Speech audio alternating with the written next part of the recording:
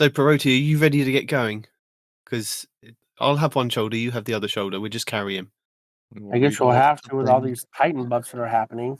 I did see that. Well, I didn't see that. I was informed by maniacal laughter from a third Titan about your non-empowered melee buffs and invis buffs and this and that buffs. I'm so aggravated. I don't understand why you get upset about this, because the majority of the stuff is affecting like PvP, which you don't set your foot into. So it doesn't necessarily matter, and unless we're going into trials. And when you go into trials, you're normally with 2 Titans, so you're safe. It's fine. This is a safe space for you. The thing is that's why I don't go into PvP, is because shenanigans like that, right? Titans have always been like the PvP like one-shotters or near one-shots, and Bungie's like, oh, don't worry, we don't one-shot you anymore. But they'll leave you with like 2 health and on fire, or 2 health and blind, or 2 health and suppressed. So yeah, they don't technically one-shot you, but what are you gonna do? You know? Move out the way. Those shenanigans are gonna get You buffed. killed by hand cannon from distance. Yeah, you'll be fine. Just like the show will be fine when we roll the titles. Mm-hmm. Welcome to 2 Titans and a Hunter, a Destiny 2 podcast. Dedicated in bringing you all the latest information, news, and opinions. This is the best show for new and veteran Guardians alike, where we share tips, tricks, and tools to help you succeed and enjoy playing even more. So with all that said, let me hand you over to your hosts, the Triumph Hunting Titan Night Demon, the pink-panted pansy Peroty, and your Hunter Master Rager, Mr. No One Respawns in Real Life! So, welcome to the show. I'm back feeling better this week, joined, as ever, by Peroty, who's informed me that he is going to go on holiday in the next couple of weeks, so he will just kind of disappear and leave me with a Hunter Master Rager, who has also returned this week, but not returned because he's still out, so he's roving reporter Respawn. Respawn, where are you today? I'm at home, but I'm at a soccer game, so there's that. Is it in your back garden? No, it's at the YMCA, the local Y. Well, that's not your home then, is it? You're not home, you're at the YMCA. It's around the corner from my house. Technically still not at your house. So we have roving reporter. I would say that you're always home at the YMCA. Isn't that how that song goes? So yeah, I guess I'm technically home. Potato, potato. So yeah, we've got lots of Destiny news this week, haven't we, Peroty? We do. Lots of insights, lots of previews. A stream coming to tell us more about previews. So we were kind of sort of right with saying that they said that they were going to drop us a preview, and we were like, oh, it's going to be like 2 or 3, and we were right. It was like 2 instead of just the one that they keep saying. We'll just drop you an insight. There's 2 insights. We have an insight into this and an insight to that. But then if you break it down individually, there's more insights inside the insights. They've got us. Introduction of insights. So, shall we dive straight into raids and dungeons? Our insight into those?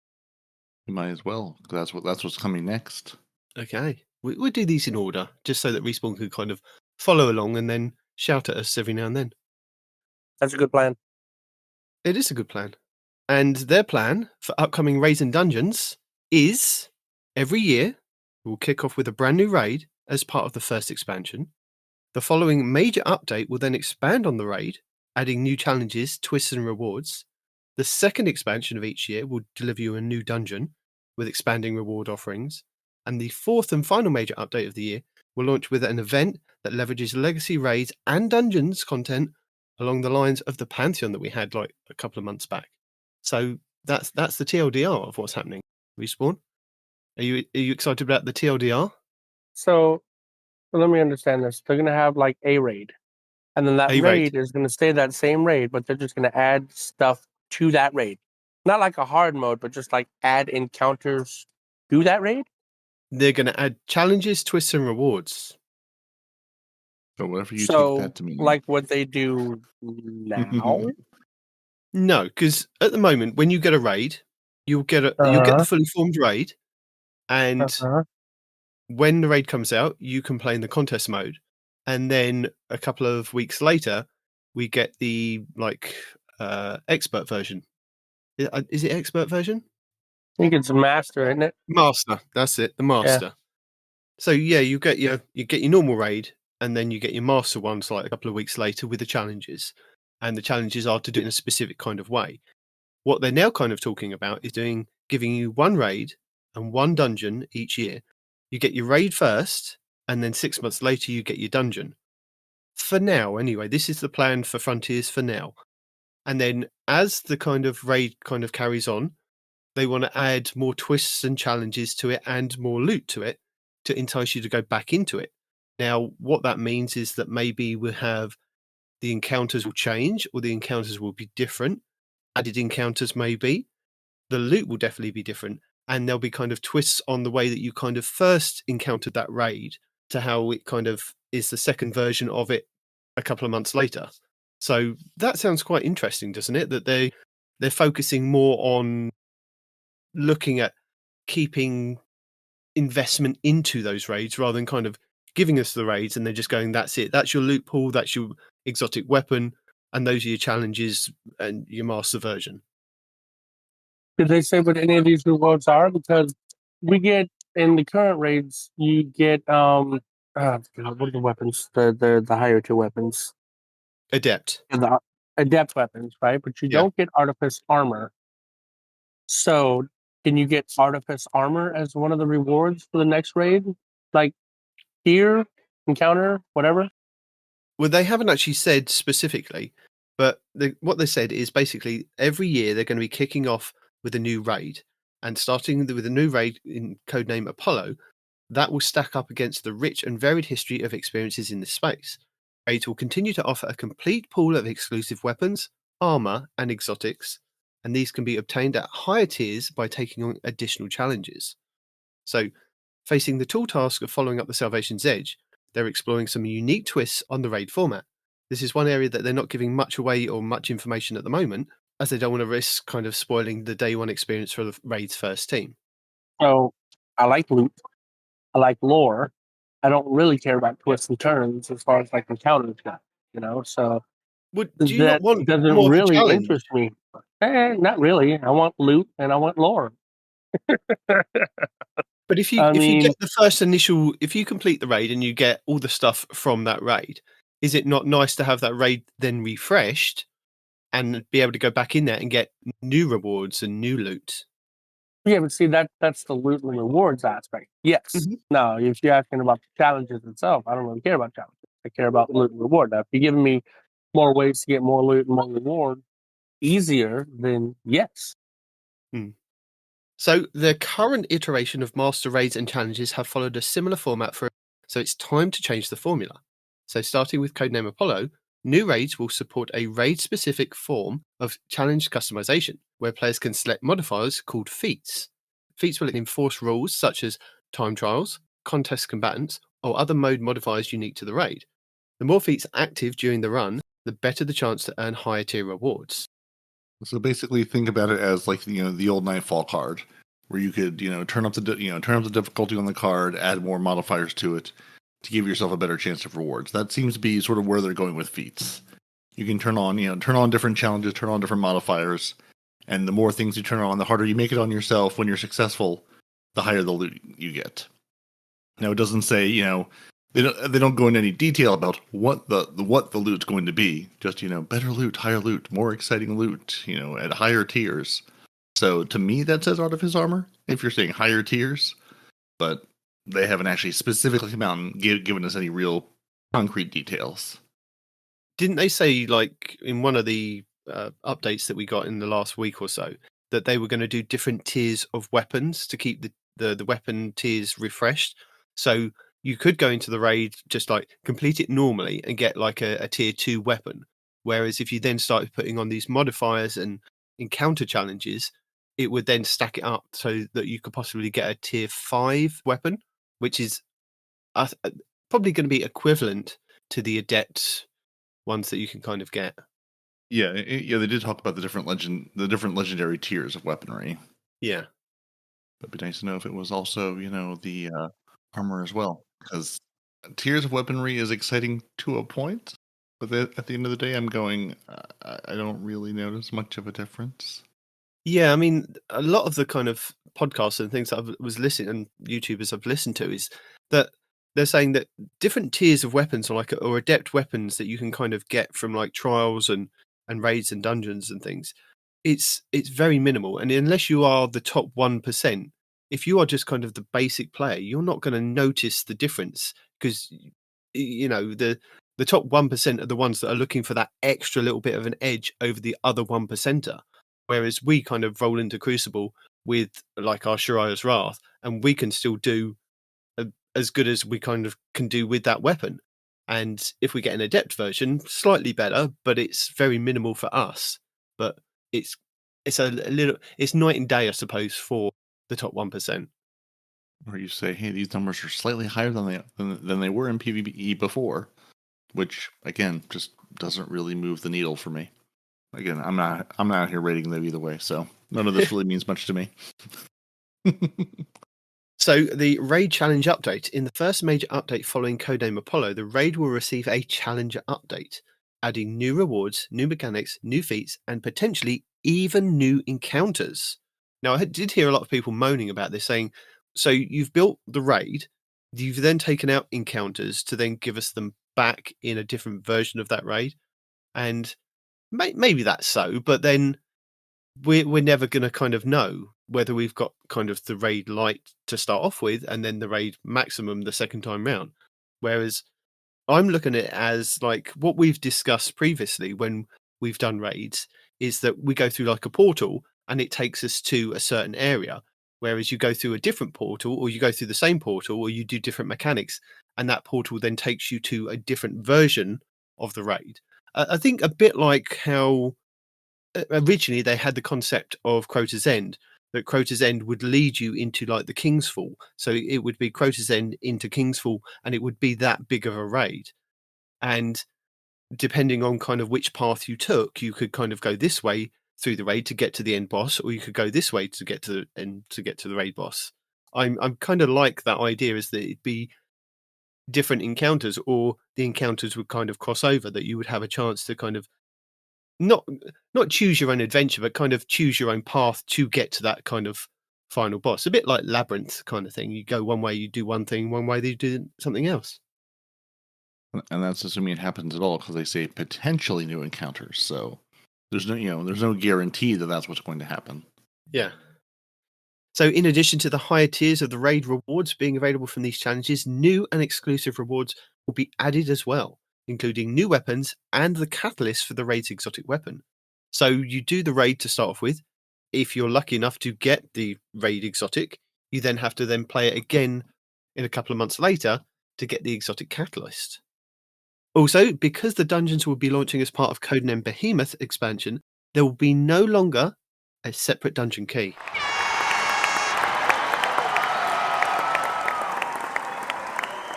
And additionally, the rewards offered for the new dungeons will be expanded to include full weapons and armor sets on par with raids.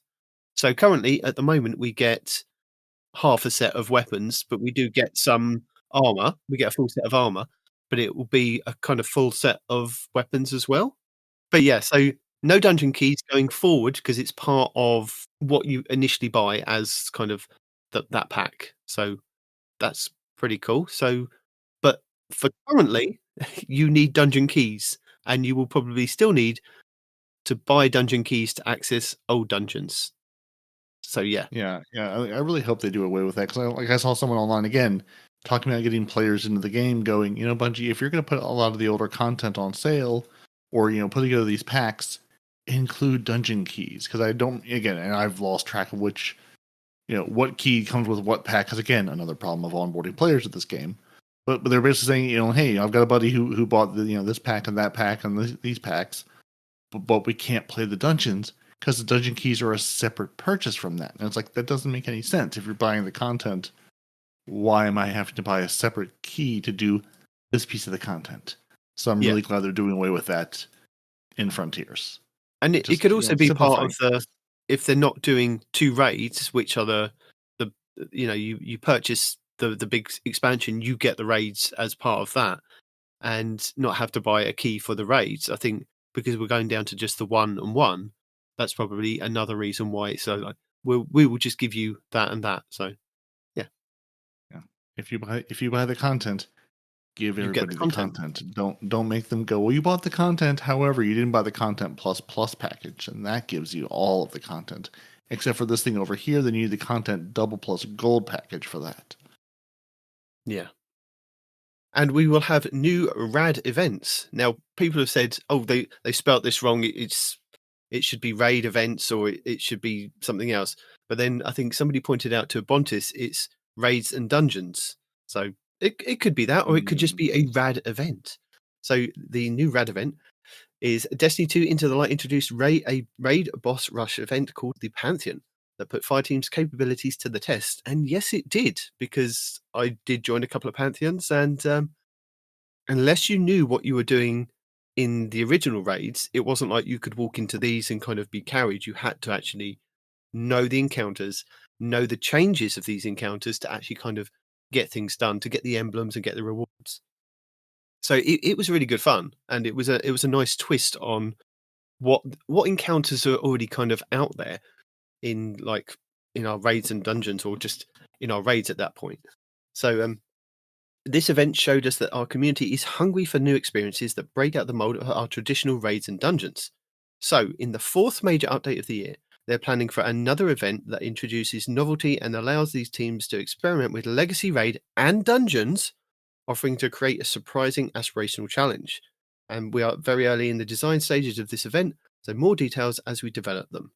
And that sounds quite nice, is that they're actually going to include dungeon encounters as well, because there are several kind of dungeon encounters that are kind of, they are walkovers now, that you could kind of, I haven't actually done them, but you can kind of go and solo these things. And it would be nice to see if they do a kind of dungeon kind of pantheon. Maybe it'd be a 3-man dungeon pantheon, which would be interesting to see if they could do that as well as a raid, or they could combine it and have raid and dungeon encounters, but then you would have to kind of do something to deal with the crossover of like normally That's not being happening. what? That's not going to happen. Why was it not going to happen? Because raid encounters are normally designed for 6 people. Like, you have these extreme people that can solo it or whatever, but that is not designed to do that. So, well, that's what I'm saying. That maybe they'll kind of, because they're going to take those encounters out of their actual dungeon, maybe they'll change them to be an actual 6-player encounter, so that it actually forces people to kind of do things a different way.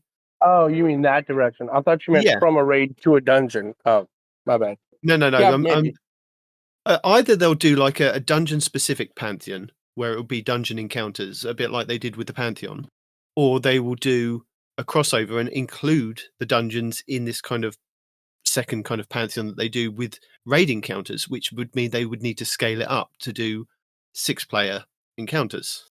That'd be interesting, but I don't really see it happening. But would you do it? They just don't have the manpower right now. I mean, I would do it, but I mean, there's just so many things that we've been asking for, and they just won't do it. So I don't think they're going to do something like this. And I'm just like, I wonder what decides what's going to be done. Do they just like put a bunch of crap in the hat that they think of that can be done to the game, and just pull it out and throw it on the wall, see what sticks? And so far, none of the stuff we've wanted has been one of the things that stick. Honestly, well, I think for the majority, people did like the Pantheon stuff, and that's why it's something that they're looking at bringing back. Potentially, at this point in time, it's going to be like a year and a half, isn't it, Peroty? By the time we get to the end of like Apollo and Behemoth and kind of things, right? Yeah. From where we are now. Yeah, and they're talking about making this like like they did with Pantheon, like a yearly activity, like once a year reprise. I mean, they are sort of in the bigger picture giving us the things we've been asking for, for the last 7 years. Invest in the game you have. Hey, you have all these raid you have all these raid encounters, you have all these puzzle pieces. Put them together in an interesting way. throw some twists on them and let people play with those versus going, hey, we made you a brand new, like if Pantheon were like a brand new thing they built completely from scratch and said, hey, this is around for 6 weeks, better play it, then it's gone forever. So at least they're starting to play with some of the building blocks they have and saying, we have these encounters we've already built. Let's put a twist on them. Let's, shrink them, expand them, whatever, to make them fit into this new format. So, I mean, I'm with you. There's a lot of things we wish we had, but at least it seems like they're moving in the direction of, investing in the core game and not just making all this time-limited content that you play, you get tired of, and then it's gone forever. Yeah. And I think the thing is, when you look at it like this, is that they are pulling away from doing 2 raids and 2 dungeons per year, which is a lot of manpower and a lot of work that kind of goes into it. Whether they're kind of creating 2 raids from scratch, and they definitely can creating 2 dungeons from scratch, what you've got to kind of look at it from like the perspective of Bungie is that they can then bunker down and just focus on that 1 raid and that 1 dungeon for the year. So yes, they've lost a lot of manpower, but they can create you a raid and then continue to kind of work on that raid and tweak it to then bring it back in a different form. And that isn't going to be as complex as creating a new raid from scratch entirely. Maybe they're kind of working on the full one to start off with, and then they hone it down to this is the one that we're going to release. And then these extra bits are going to be the ones that we can kind of make it better or make it different or give them the twists that the Guardians want. And the same with the dungeons. It's one of those things. And I think from what we're seeing from these frontiers, and something I saw on a podcast called The Rest is Entertainment with Richard Osmond and Maria Hine.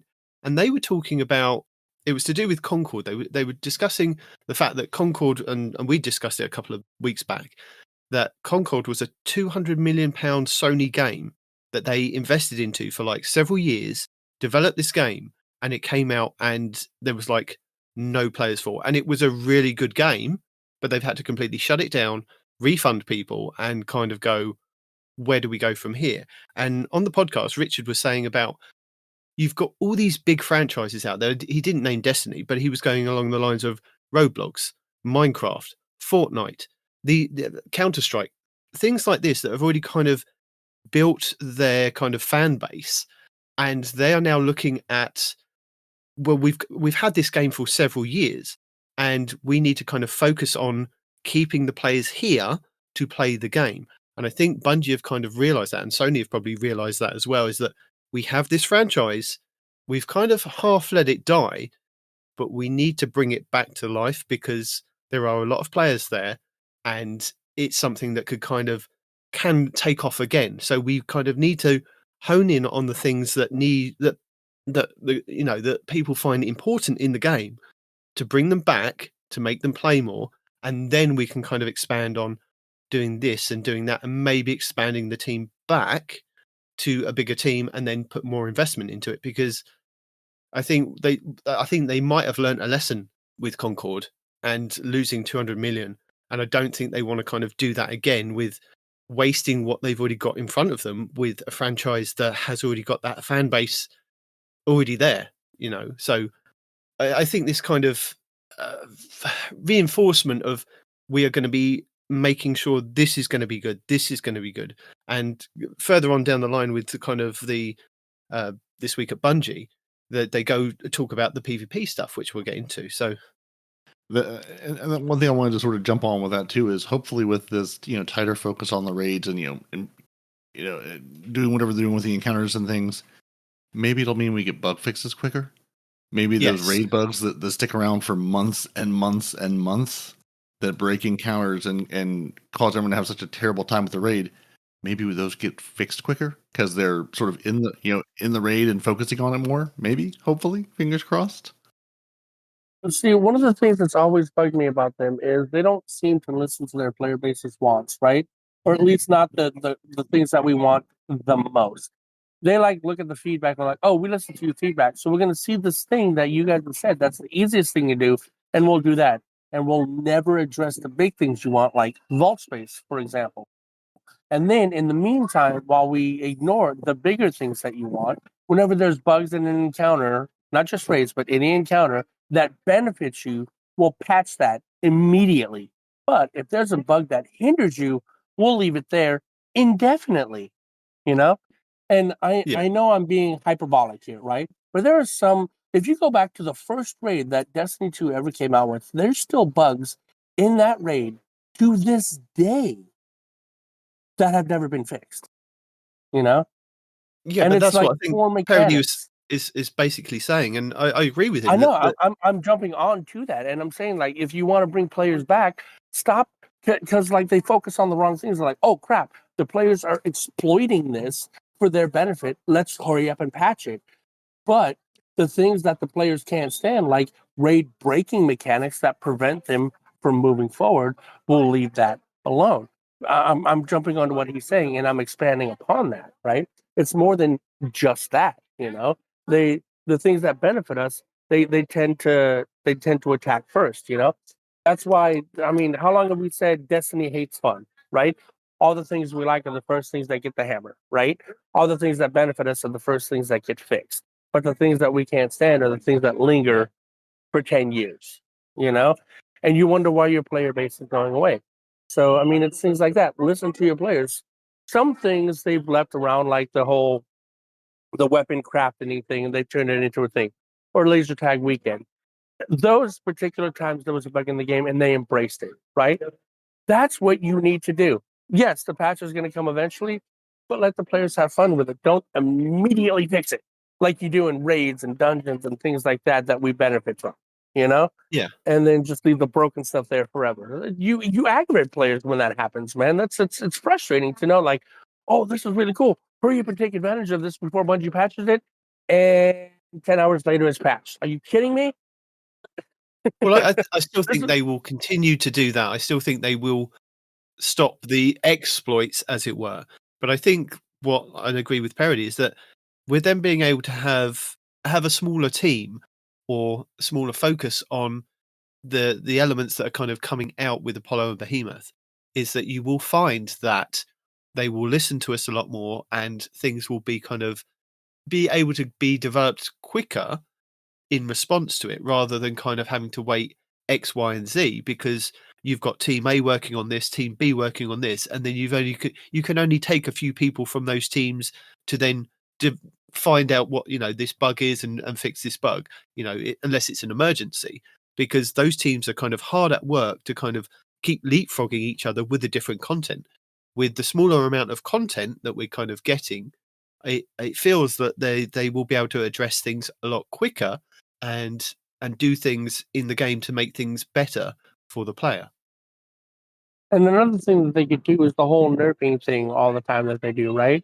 So there's another game out there I'm not going to mention, but it's a popular game that has admitted that they've taken a lot of artistic license from Destiny as inspiration for their game, right? But one of the things that they've done heavily since they've released their game is they've listened to player feedback. And for example, there's a patch coming out, right? And there's a couple of, let's say, characters that excel in like mob combat, right? They're really good at mobbing, other players aren't so much. So the Yeah. game, instead of nerfing those players that are good at mobbing combat, right? What they've done is they've changed how mobbing works so that those players are still good at mobbing combat, but now other players also are good at mobbing combat. You know, they didn't nerf anybody else. They changed the way the game was structured so that other characters would benefit as well. And it's not just like, the tall nail gets the hammer, right? So now, I mean, that's another thing they can do. Instead of nerfing, But figure out a Bungie way have to make done that. things equal. You know? But Bungie have done that, and you complained about that. No, I complained that Bungie said that they wouldn't go back to nerfing, and they went. No. Well, I think what nerfing. you're missing, you're just listening to the nerf part of it. Ignore the nerf part of it, and then look at the way that Bungie have addressed bringing hunters, warlocks, and titans much closer together with sharing grenades, sharing melee, sharing aspects and fragments, and the way that they can do things. But they didn't change the game. They've changed the characters. They did. Yeah, No, but that what I'm brought saying them. is they've changed That brought how the them more in game works. line. The characters themselves didn't change in my example, right?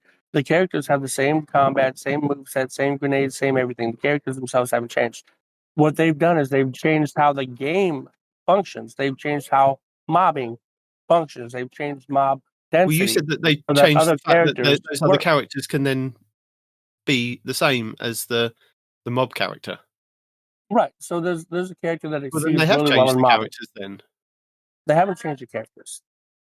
Like, I don't want to get into details, but what I'm telling you is they've done nothing to the characters themselves.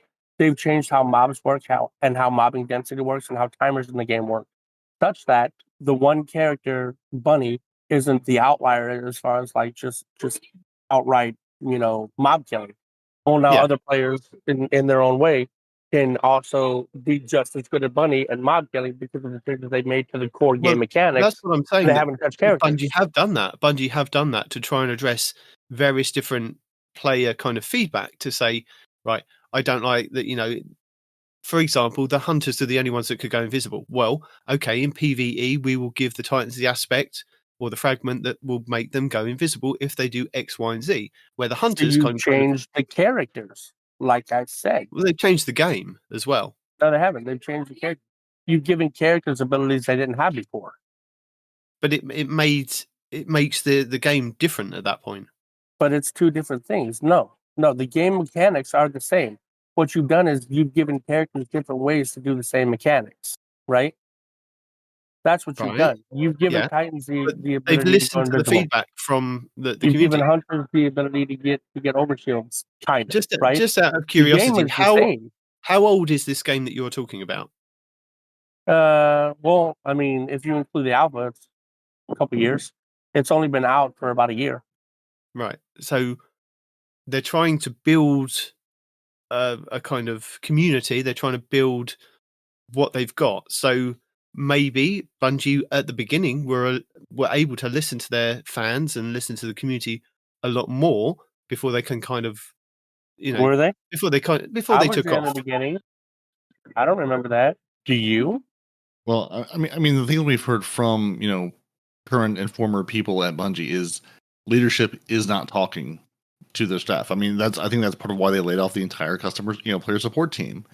Is I remember again, around the time of the layoffs and before then, reading reports of basically the developers and the support teams at Bungie pleading with leadership, basically saying, we know what the players want. This is what they're asking for. Let us do it for them. And leadership going, no, we're not going to do that.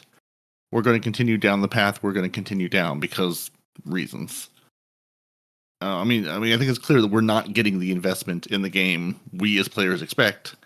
And, a number of times so far we've said, bringing people back. There's only so many people you can bring back because they've been burned so many times. The bigger problem is you're not getting any new players.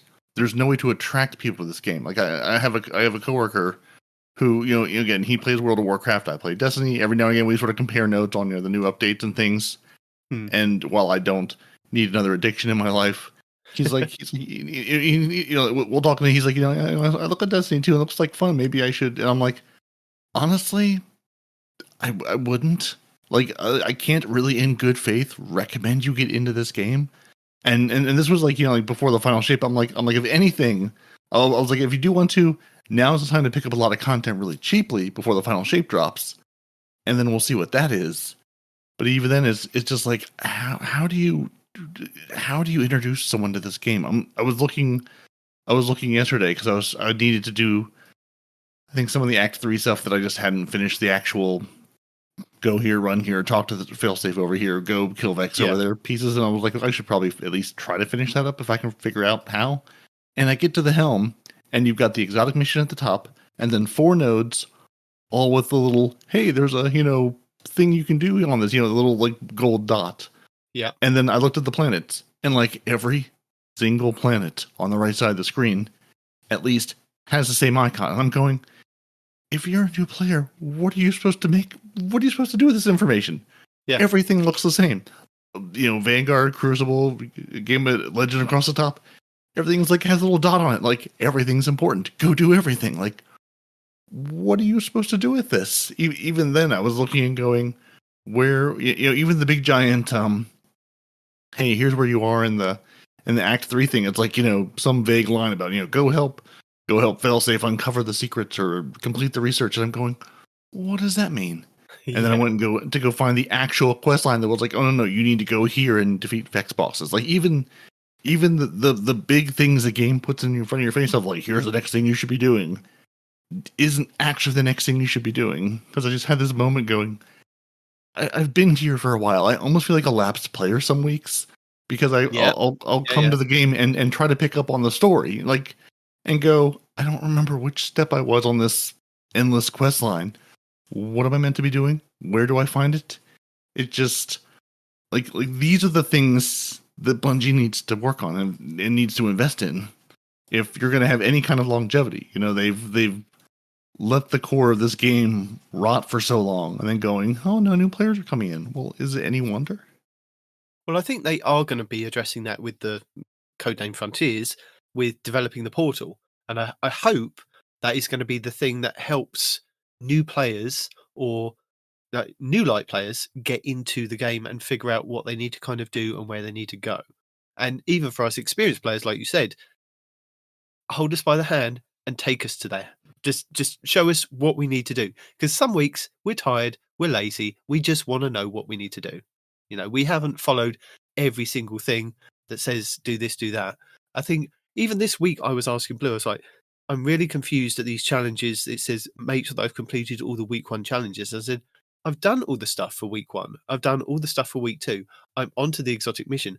But these challenges, it says complete, I had 14 out of 16 completed. I'm like, do I actually need to go and do the challenges? Because one of the challenges is go and play Rift. And I'm like, Rift hasn't been up for many weeks now.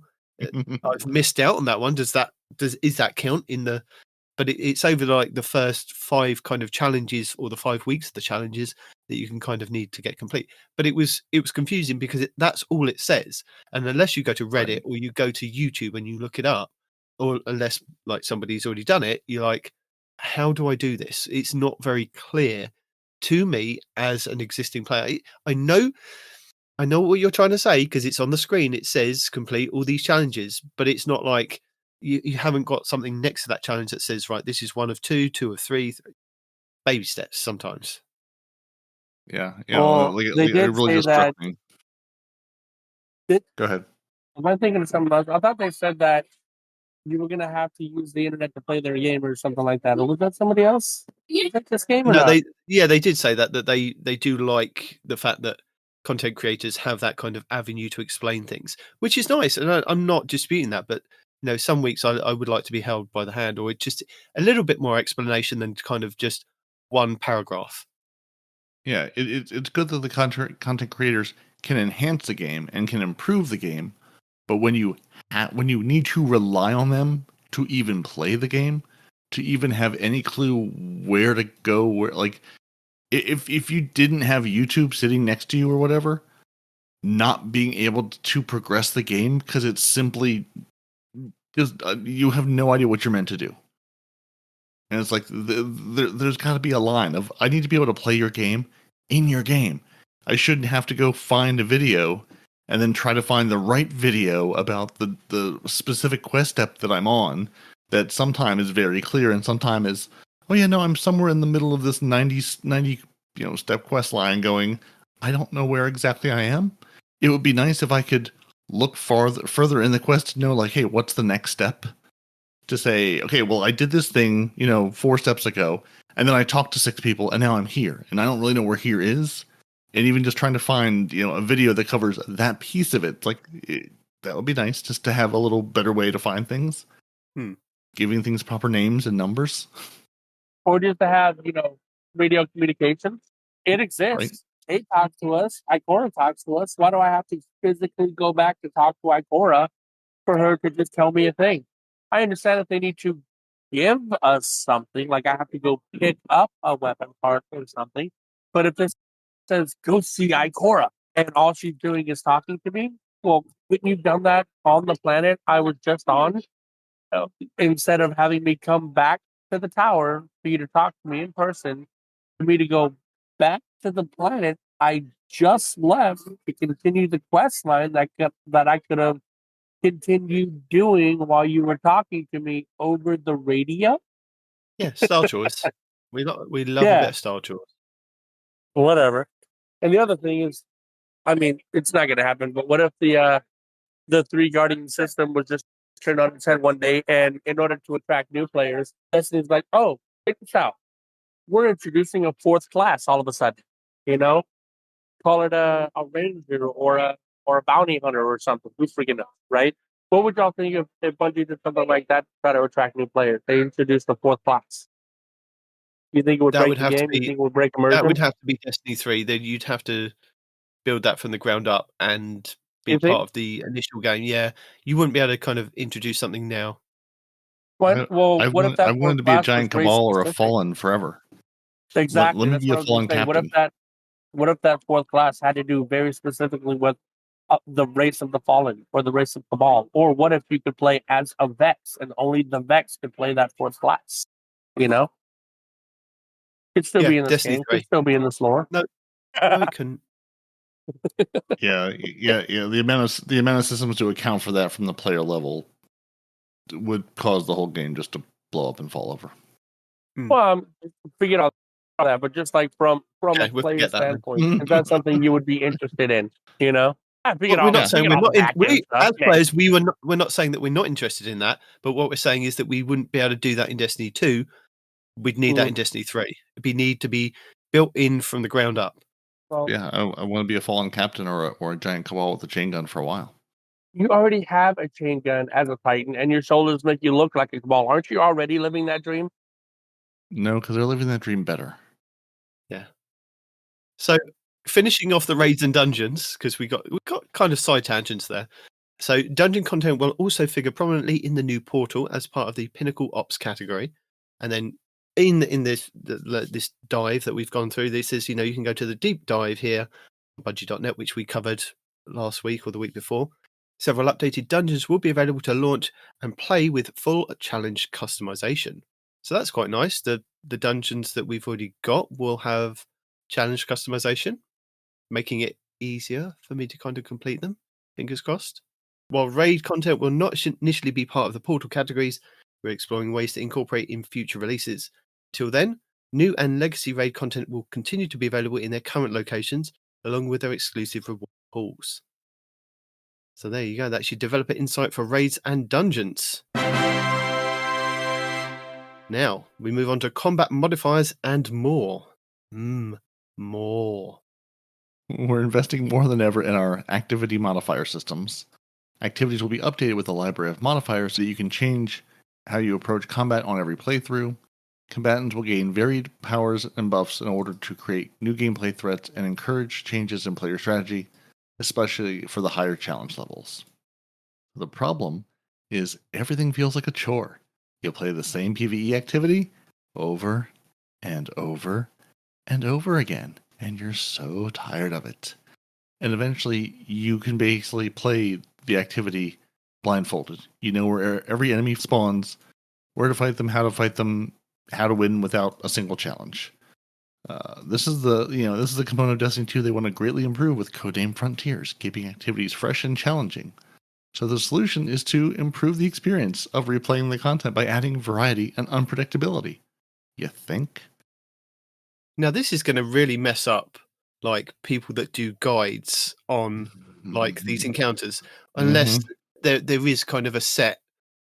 This is the base version of it.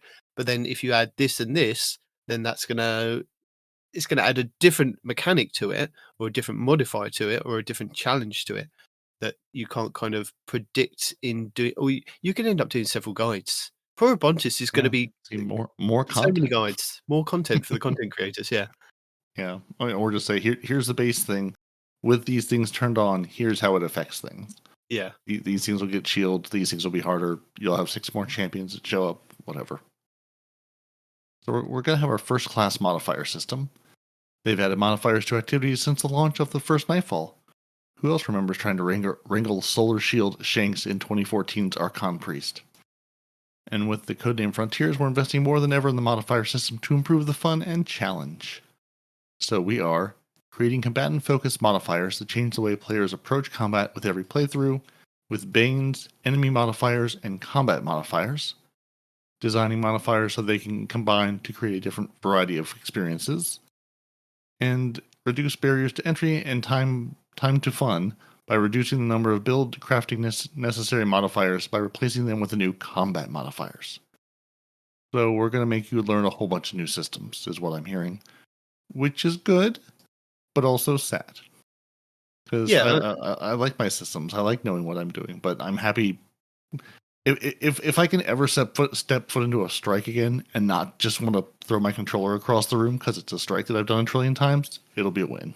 Well, that's what they're basically saying, isn't it? That's what they want you to kind of do. And I suppose if it's going to be in the Vanguard Ops, that maybe these things are kind of, maybe it'll be set for that week, that it'll be X, Y, and Z. And then the next week, when you play the Vanguard Ops, it'll be different X, Y, and Z. So it will change it up week to week.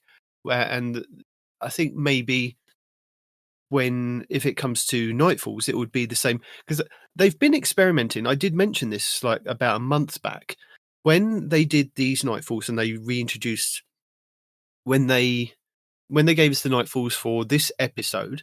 What they did was they gave us A, B, and C Nightfall for the first 3 weeks, and then we went back to A, B, and C for the next 3 weeks of the act, like say Act 1. And when those Nightfalls returned, those modifiers were swapped up. The burns were slightly, I think the burns might have been different. Without looking at my notes, I can't 100% tell you, but the modifiers were definitely mixed up. So a modifier that you would have got in just doing the advanced Nightfall was taken out and replaced with a different modifier for the second time it came around. And sometimes that modifier that you had in the advance would be in the Master or the Grandmaster version, which would make it a lot harder. And some weeks you would have kind of chafe, and some weeks you wouldn't have chafe. And I think they've slowly been testing behind the scenes, because that's what I noticed when we kind of did these Nightfall rotations in episodes, that they had mixed it up. Because beforehand, where I'd kept a log of all the Nightfalls, because where I used to do the full breakdown of the Nightfall, I'd run through all the burns, all the modifiers, and how many champions you got in there, what champions you got in there. They had slightly changed them compared to what they had done previously. So I think they have been kind of testing the waters with what they've kind of been mentioning here about adding different things and making it a little bit more unpredictable to play, because it definitely is. Because the first week that you play that Nightfall, when it rolls around again, it is different. I haven't kind of looked at the Grandmaster selection to see But that's which not week unpredictability, because you can look to see what's there and build around it. So it's it's definitely it is unpredictable, because you don't know. What? But, well, I'll give you an example. Like Aztecross would give you a Nightfall guide of, say, the Insight Terminus, and he would know that, you know, going from Advanced to Grandmaster, these would be the burns, these would be the modifiers, and these would be the champions in the encounters where they the are. weekly ones that would be unpredictable, but once they're here, it's not unpredictable. You can build around it, and it's just the same as any other thing. If you want to make it unpredictable, make it so that it's just a Grandmaster, and every time you go in, it randomly rolls a set of challenges every time you go in the Grandmaster. That might be the way that they're going. No, but I think that's where the way that they're going. That they've done it for the first week, Insight Terminus was set as these are going to be just for that week, and then when it rolled around again, they were different. So I don't know if it's going to be a different grand. I don't think we're communicating properly. I don't mean every week it's going to be different. I mean, I go. No, I know you think every single time that you do it, it's different. 100%. Yeah. So that means you got to have a loadout that's going to take care of all the shield types, all the champion types. You know, you pick a damage type and you run with it, right? You know, but the problem with that is, it could be random every single time you kind of click on the node, but you need to know ahead of time if there's champions in there, what burns you need to kind of put on, or what you need to do. There's going to be champions. There's going to be champions. There's going to be burns. But here's the thing. That's what makes it great, though, is you don't know what it's going to be. So you got to build your team accordingly. Hey, I'm a hunter. I'm gonna build for void damage. I'm gonna also have secondary damage in the form of, like, I don't know, stasis damage, right? And then I might have like a solar, special weapon for certain shields, right? So that's takes 3 elements taken care of, right? So And you you don't come in basically as what a you're saying Titan. is that you don't want to know any of the information. You want to go into it blind. So when you click on that Grandmaster node, it tells you no information. You have to build your Yes. squad before you go in Yes, and just hope that you've all absolutely. got you cross over and tick all the boxes. Okay. Yeah, but here's the thing. Here's the thing, You have right? to account for To everything. do that, Yeah. well, you don't have to account for everything. So Well, that's you what makes it kind of hard. do. Is because if you go in and you happen to, like, nobody's got void and somebody's got a void shield, well, it's not impossible. It's going to be a little harder, but it's not impossible, right? But if you're going to do it like that, and I believe you should, I also think you should remove, like, the worst modifiers, like what's the one where you have to be near your teammates to heal. I mean, there's some just truly awful modifiers that suck I think whenever that's they come around. togetherness, isn't it? Togetherness, whatever they are, And I can't remember all the modifiers off the top of my head, but I know there are just some that are just awful. I think those should be removed entirely to compensate for the difficulty of not knowing what you're going to jump into. You know what I'm saying? What makes me So laugh is that Bungie are here with their box and they're thinking outside the box. You've taken that box and you've just thrown it into the field on the other side and gone, I don't need that box. I'm just, there's your idea. Let's just go in blind. yeah, absolutely. No, 100%. Not only have I thrown your box into the field, I've hired a guy with one of those riding lawnmowers to ride over it a bunch of times. Okay, we don't need a box. Just Don't put need a the bunch of box. stuff in the room, and when I go in the room, I'll find out what it is. Okay. That's fun. And then the next week on the podcast, you will moan about it. No. Yes, What I'm you going will. to do is We call what that I'm going to do is I'm going to opportunity, go sir. into a dungeon. I'm going to see what modifiers they have. If I don't like it, I'm going to back out. I'm going to go back in the dungeon. Yeah. Keep going I'm until going to you manipulate it until I find the get role you modifiers I like. want. Right? That's what I'm going to do. But no, I love that's random, and I do appreciate that, or I could appreciate that if that was the thing that was in the game. Yeah, I think that would be fun. And I know that would be fun because that happens in a lot of other games that I play, and I do find that to be interesting. And I play a lot of these games where every time you start, you get a random set of abilities, and you just run with it, And I think that's fun. You never know what you're going to come in with, and you got to work with what you got. And I enjoy that aspect. What are they called? Roguelites? Roguelites, yeah.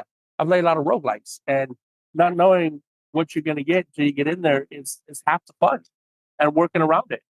I might be an outlier, but there's a reason roguelikes are so popular. And what's to stop Destiny from incorporating that into this game? And actually, now that I'm thinking about it, they have infiltration missions in the game that I play right now, and they just actually removed the randomness from that game, and it's now less fun now that they've removed the randomness factor. Because it used to be you're like, oh, I want to go on the hardest difficulty. I'm going to spin the wheel and see what random modifiers I get and run with it, right? Now it's a set number of modifiers, just like Destiny. And now you run through it. It's boring, you know? You go through, you complete the thing, and meh. And I'm getting Destiny vibes from just monotonous, same thing over and over again kind of thing, you know? So, yeah, just let it be random. Make it structured. Throw it out the window. Let's see what happens. Okay. Well, they have some Banes for you. Some Some Banes? Banes, yeah. We brought the guy from Batman into Destiny. Yeah. Okay, let's check and that's what you said. All right, I'm on track. We thought, Guardian, that would be a fun thing to do for everyone. We'll read the Banes as Bane in the rest of the show. No, we're not going to do that. So we have that was fun. We are not. You apparently are. So keep it going. No, we have some Banes, some combatant affix modifiers. Basically, we're going to give some buffs to the other guys who are trying to murder us. So the first one they're going to be releasing is Meteors and Shock. So we're going to have magic missiles being thrown at us. It's basically 3 giant solar fireballs. I can't remember. Proving grounds. Sorry? The proving grounds. The boss at the end of the proving grounds. He fires out those huge meteor tracking balls, but he fires about 6 or 7 or 8 at you all at the same time. whereas Yeah, this okay. is like about 3 or 4. Aren't those just called Axion bolts, and aren't those already awful? Well, they're big and red And versus solar meteors. yeah. Oh, They're, so they're they're solar and solar some void. Axion bolts. Yeah. Okay. So big giant flaming meatballs trying to murder you. I saw this clip and I was like, I've seen these before. I don't remember where I've seen them before. But yeah, basically, so they've got this The big final hive boss mind. in that Nightfall does that, right? So we already have those. We have the arc bullets that the Fallen shoot that track you to the ends of the earth. Yeah. We have the void Axion bolts that one shot you in every encounter forever. You have the solar ones that you just mentioned. We have those, and I don't like those. Now we're going to give the solar ones to all sorts of people like this Hive Knight. We're also going to have Berserk. Where killing combatants with Berserk causes other enemies nearby to enrage. So basically, you've got one guy on the battlefield who's got looks like he's wearing a lovely void hat, and he's the Berserk guy. In this case, it's like a fallen captain. If you kill the fallen captain, all of his fallen friends get real upset about that, and they come and rush you. Which to me just says it's a target-rich environment at that point, but I suppose that could probably be good for other people. We have Punchable, which is punchable combatants are immune to all range damage and damage from status effects until they are hit with a melee attack. Which, again, can be good and bad, because the image I have in my head is the guy you have to punch standing in the back of the field going, you'll never take me alive because I'm never going to get close enough for you to punch me. Yeah. So it's basically, in this case, they've got the fallen captain with a big giant, very obvious shield. And again, I appreciate these are very obviously marked. Hey, here's the guy you need to do the thing to. But, sort of sitting back and going, I can shoot you with my, all my fallen death rays, and you have to punch me in order to do any damage. Now, once you do that punch, does he die immediately? Yeah, maybe we'll find out. And do the ranged melees work? I would certainly hope so. Yeah, I've seen a lot of people asking that question. I think there's a little bit of clarification that's needed. I'm feeling that it is a close-up melee that is needed, because if you can range melee, then what's the point? It's just to say you've got to still kind of, you could throw your dart at it, or you could kind of throw your knives at it, but maybe that'll work. Well, those Yeah. do count as melees, but not everybody has the ranged melee. So Right. punches would be okay. The only Throwing ranged with melee you shield? guys have is your hammer and your shield, right? Yeah, And then yeah. warlocks have. Consecration is technically a ranged melee. So if that were, What although do it does warlocks say have? pocket singularity. No, that's a grenade, isn't it? No, No. pocket singularity is the melee. They've got Is the lightning, reach out and zap you with lightning fingers. And then and then all the solar ones. There's Yeah. Spider-Man pew, pew, pew. I mean, the warlocks have all the range melees. Yeah, it does say immune to all range damage and damage from status effects. So maybe the range damage, they're counting the range melees as well. So you literally have to go up and whack them in the head. So so punchable, which could be a thing. And then nuclear. Once a unit with a nuclear bane reaches low health, it begins the arming sequence. If the unit's not defeated, before the sequence completes, it explodes in a massive fiery shockwave. So, like a nuclear bomb. Yeah, depending on your health, I think you can either survive or run away and see how far that kind of explosion goes to. Yeah. They're going to put those into small rooms where you can't go anywhere. I'm just saying that now. And the good news, Respawn, and the good news for everybody else, is that Meteor and Shock will be coming in episode 2 Revenant starting in 2 weeks. There you go. So we get a little bit of a taster of what's actually coming with Frontiers. So going to test it and see kind of how it plays out. But I like the fact that the enemies have kind of gained new powers or new kind of ways to defeat us, because over time we have learnt new ways of kind of how to defeat them. We get new weapons. They get the same weapons every day. They must be bored out of their minds using the same weapons, the same techniques. So it's nice to give them something. It's like a mini version of Christmas. They've learned something. They've read a book. They've gone, they have Strand. We have massive fireballs that we can kind of throw at people. It's nice. It is. Until we all start hating them. Then it'll be less friends. But that's okay. That's what the shields are for. So, we've got the enemy modifier. So while Banes will appear intermittently on individual units, so, all these things we just described, it'll be an individual unit on the battlefield. The enemy modifier is used to change base aspects of all enemies in an activity. So adjust your strategies to account for the active enemy modifier, or you may end up flat-footed with something when something unpredictable happens. For example, under a certain enemy modifier shipping in Revenant, some enemies have copied some tricks about booby-trapping their drops from a famous Scorn Baron. So, basically they're saying they're not going to tell us what the rest of these modifiers are, but it's going to be, a base thing, just like, like the Shanked with the solar shield, or, everything throws more grenades at you or is harder to kill. There's going to be modifiers that affect everything within an activity, very similar to what we have like in Nightfalls and things now. Well, it is nice that we're not just they're not just kind of scaling up the enemy difficulty. They're just giving us different ways of kind of how to take down these enemies, which is nice. It's kind of moving sideways rather than kind of just moving things up and down, and making us powerful, making them more powerful, and just constantly doing that loop of different, doing the same steps over and over again. Yeah, power creep, course correction, power creep, course correction. Yeah. And if you see an engram on the floor, don't pick it up. It'll go to your postmaster, especially if it's an exotic one. But I bet you the tricksy people, or it could explode. It'll be a legendary one that just drops, and you'll go, "Oh, that's all right. That's safe." Nope. It'll explode, and then you'll be dead, and all your friends will laugh at you. We're also going to have combat modifiers, because modifiers aren't just about changing enemies. They can affect players too.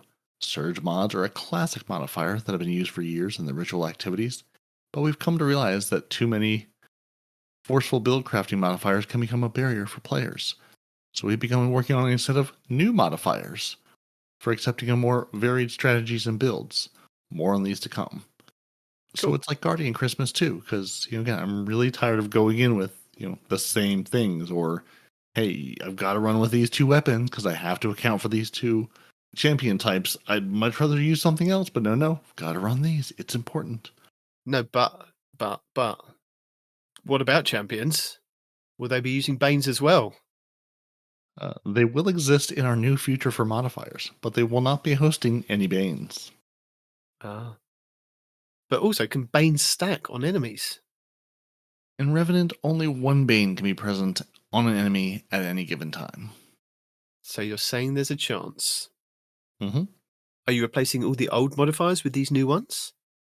No, we're trying to strike a balance in keeping the best of the old modifiers that work with the new ones, but these new modifiers raise the bar enough that we will most likely be starting to retire the older ones over time. So you're saying there's a chance for respawn? Always. There's always a chance. Don't put my name in this. I didn't do nothing. You asked for... You said, can we take out the togetherness? So they're saying yes. There's a chance. There's a chance.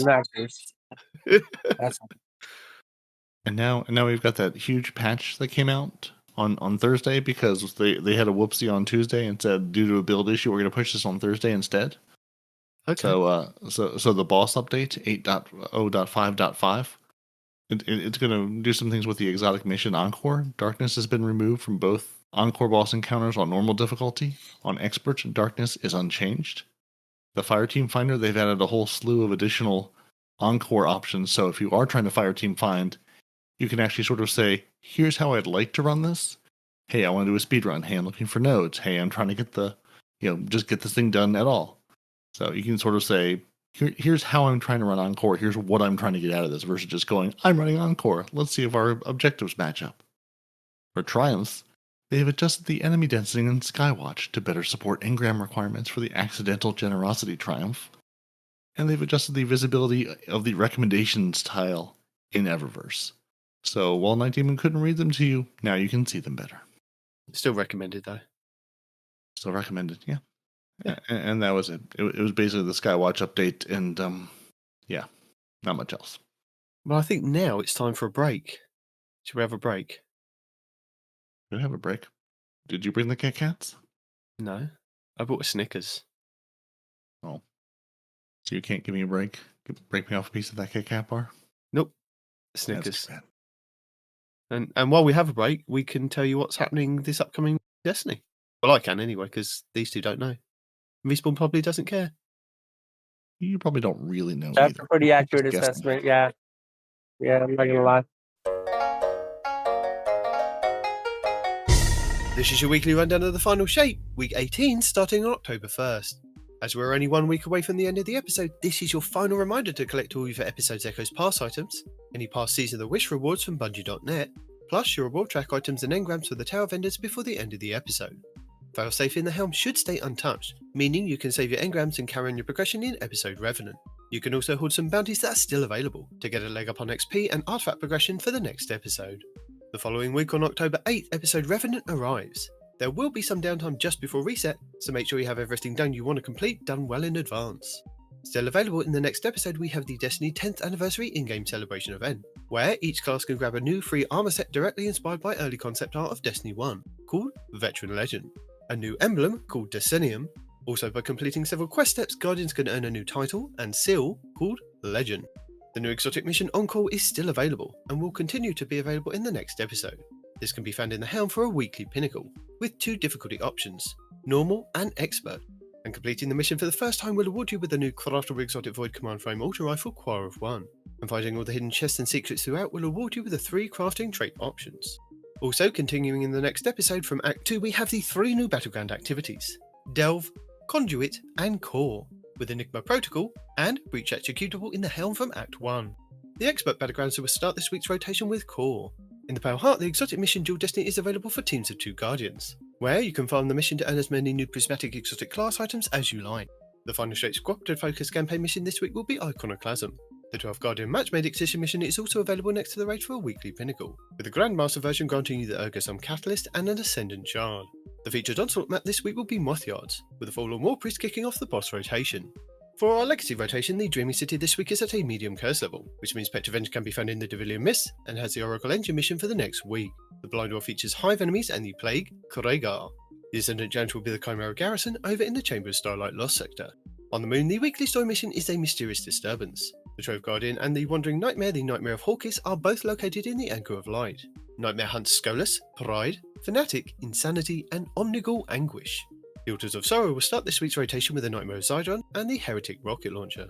On Europa this week, Phylax the Warrior will be the Empire Hunt, Asterian's Abyss will be the Eclipse Zone, and the Exo Challenge will be Agility. Dares of Eternity Expert difficulty rounds are Taken, Cabal, and Zydron. The Scatterhorn armor set and the Pathfind armor set will be available in Dares of Eternity with weapon set 4. Fractithis, Chrysia Amilo, Volpicula, Wolftone Draw, Iotona Draconis, Canis Major, Contingency Plan, Legal Action 2, Outrageous Fortune, Steel Syllabus C14, and Spoiler Alert. The Witchbane Weekly Story mission is The Last Chance, Altar of Reflections Catalyst, and Altar of Reflections Insight. The Wellspring activity will start the week on Attack, with the Arc Auto Rifle come to pass and Gulmag Hive Ogre as the boss. The Lightfall Weekly mission is No Time Left, the Partition mission will be Ordnance, and the Vex Incursion will be Umshire Park. The Master Salvation Jade Raid Challenge this week is the 5th encounter, Zenith, called Coordinated Efforts. The Korota's End Raid Challenge this week should be the 3rd encounter, Iu, the Death Singer, called Equal Vessels. The Root of Nightmares Raid Challenge this week is the 4th encounter, Nezarec, called All Hands. The Kingsfall Raid Challenge this week is the 2nd encounter, War Priest, called Devious Thievery. The Vow the Disciple Challenge this week is the 1st encounter, Acquisition, called Swift Destruction. The Vault of Glass Challenge this week is the 3rd encounter, Templar, called Out of Its Way. The Deepstone Crypt Challenge this week is the 3rd encounter, Tanix Part 1, called Of All Trades. And the Last Wish Challenge this week is the 2nd encounter, Shirochi, called Witch Witch. Your pinnacle raid will be the Garden of Salvation over on the Moon, with all challenges available for each encounter, with the exotic trace rifle Divinity being acquired via completing the raid puzzle. The pinnacle dungeon will be the Prophecy over in the Legends tab, and the exotic mission rotator will be Node Override Avalon, with the Vexcalibur exotic glaive being the main reward. The exotic missions, the Whisper and Zero Hour, will also be available in the Legends tab. We have now had all 116 challenges over the first 15 weeks of the episode. So, this is your final reminder: if you complete 110 out of 116, you can get a large pile of Bright Dust to spend at the Eververse store in-game. Lost Sectors, Tuesday the Blooming Deep in the Pale Heart, Wednesday the Forgotten Deep in the Pale Heart, Thursday Perdition on Europa, Friday Bunkie 15 on Europa, Saturday Concealed Void on Europa, Sunday the Conflux on Nessus, and Monday Thrillerdome on Neptune. Our 18th featured Nightfall will see us face off against Sepkis Prime in the Devil's Lair over on the Cosmodrome, with the Priastenax 4 bow being the featured adept weapon.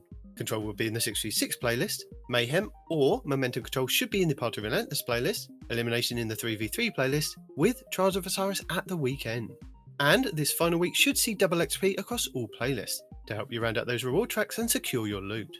Plus, don't forget to keep an eye on Zer this Friday at Reset to see if he's offering another chance to grab a random rolled exotic class item for 41 strange coins. And that's it for the final week of the Final Shape episode Echoes. It is what it's going to be. This week it was competitive because I decided that there's an auto rifle in there. You did competitive as well. I did competitive as well this week. I did. I said, let's see how poorly this goes. And honestly, you found out that it was good. It was good. Honestly, not as poorly as I expected. Now, granted, the first morning I jumped in early before work because I was like, I have like an hour and a half. Let me see. Let me at least work on my 7 placement games. The matchmaking times. Oh my god, I feel like I sat in orbit for like 5 or 7 minutes between matches. Like it was rough. And I'm going. I'm just trying to get in. I mean, it's yeah. I'm just trying to get in the game at all. Now, granted, it's early morning on the East Coast of the U.S., so you all were all midday doing things that weren't competitive. The West Coast and the rest of our country hadn't woken up yet, but it was just a very long matchmaking. Now I played played yesterday afternoon for a while. That worked fine. Like those matches were much quicker. I was seeing I felt like 2 to 3 people every time from my last lobby of 6, which again is fine, but the matches were all quick. It was all just 6 of us single people going in. It wasn't like me versus fire teams. Like it actually felt good. I don't want to say that too loud for fear of like spooking things, but like it actually felt like a decent experience. Like I don't think, except for the 1 or 2 times where my team just didn't want to play the control mode, who just said, we're going to shoot you, but we refuse to set foot in that circle, which is how we earn points to win the game. And we got blown out a couple times because they just refused to play the objective. Every other match was pretty close. I won a bunch. I lost more than I won, but they were all really close, balanced feeling matches.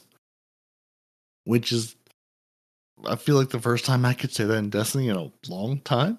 Like it actually felt competitive. How was your experience?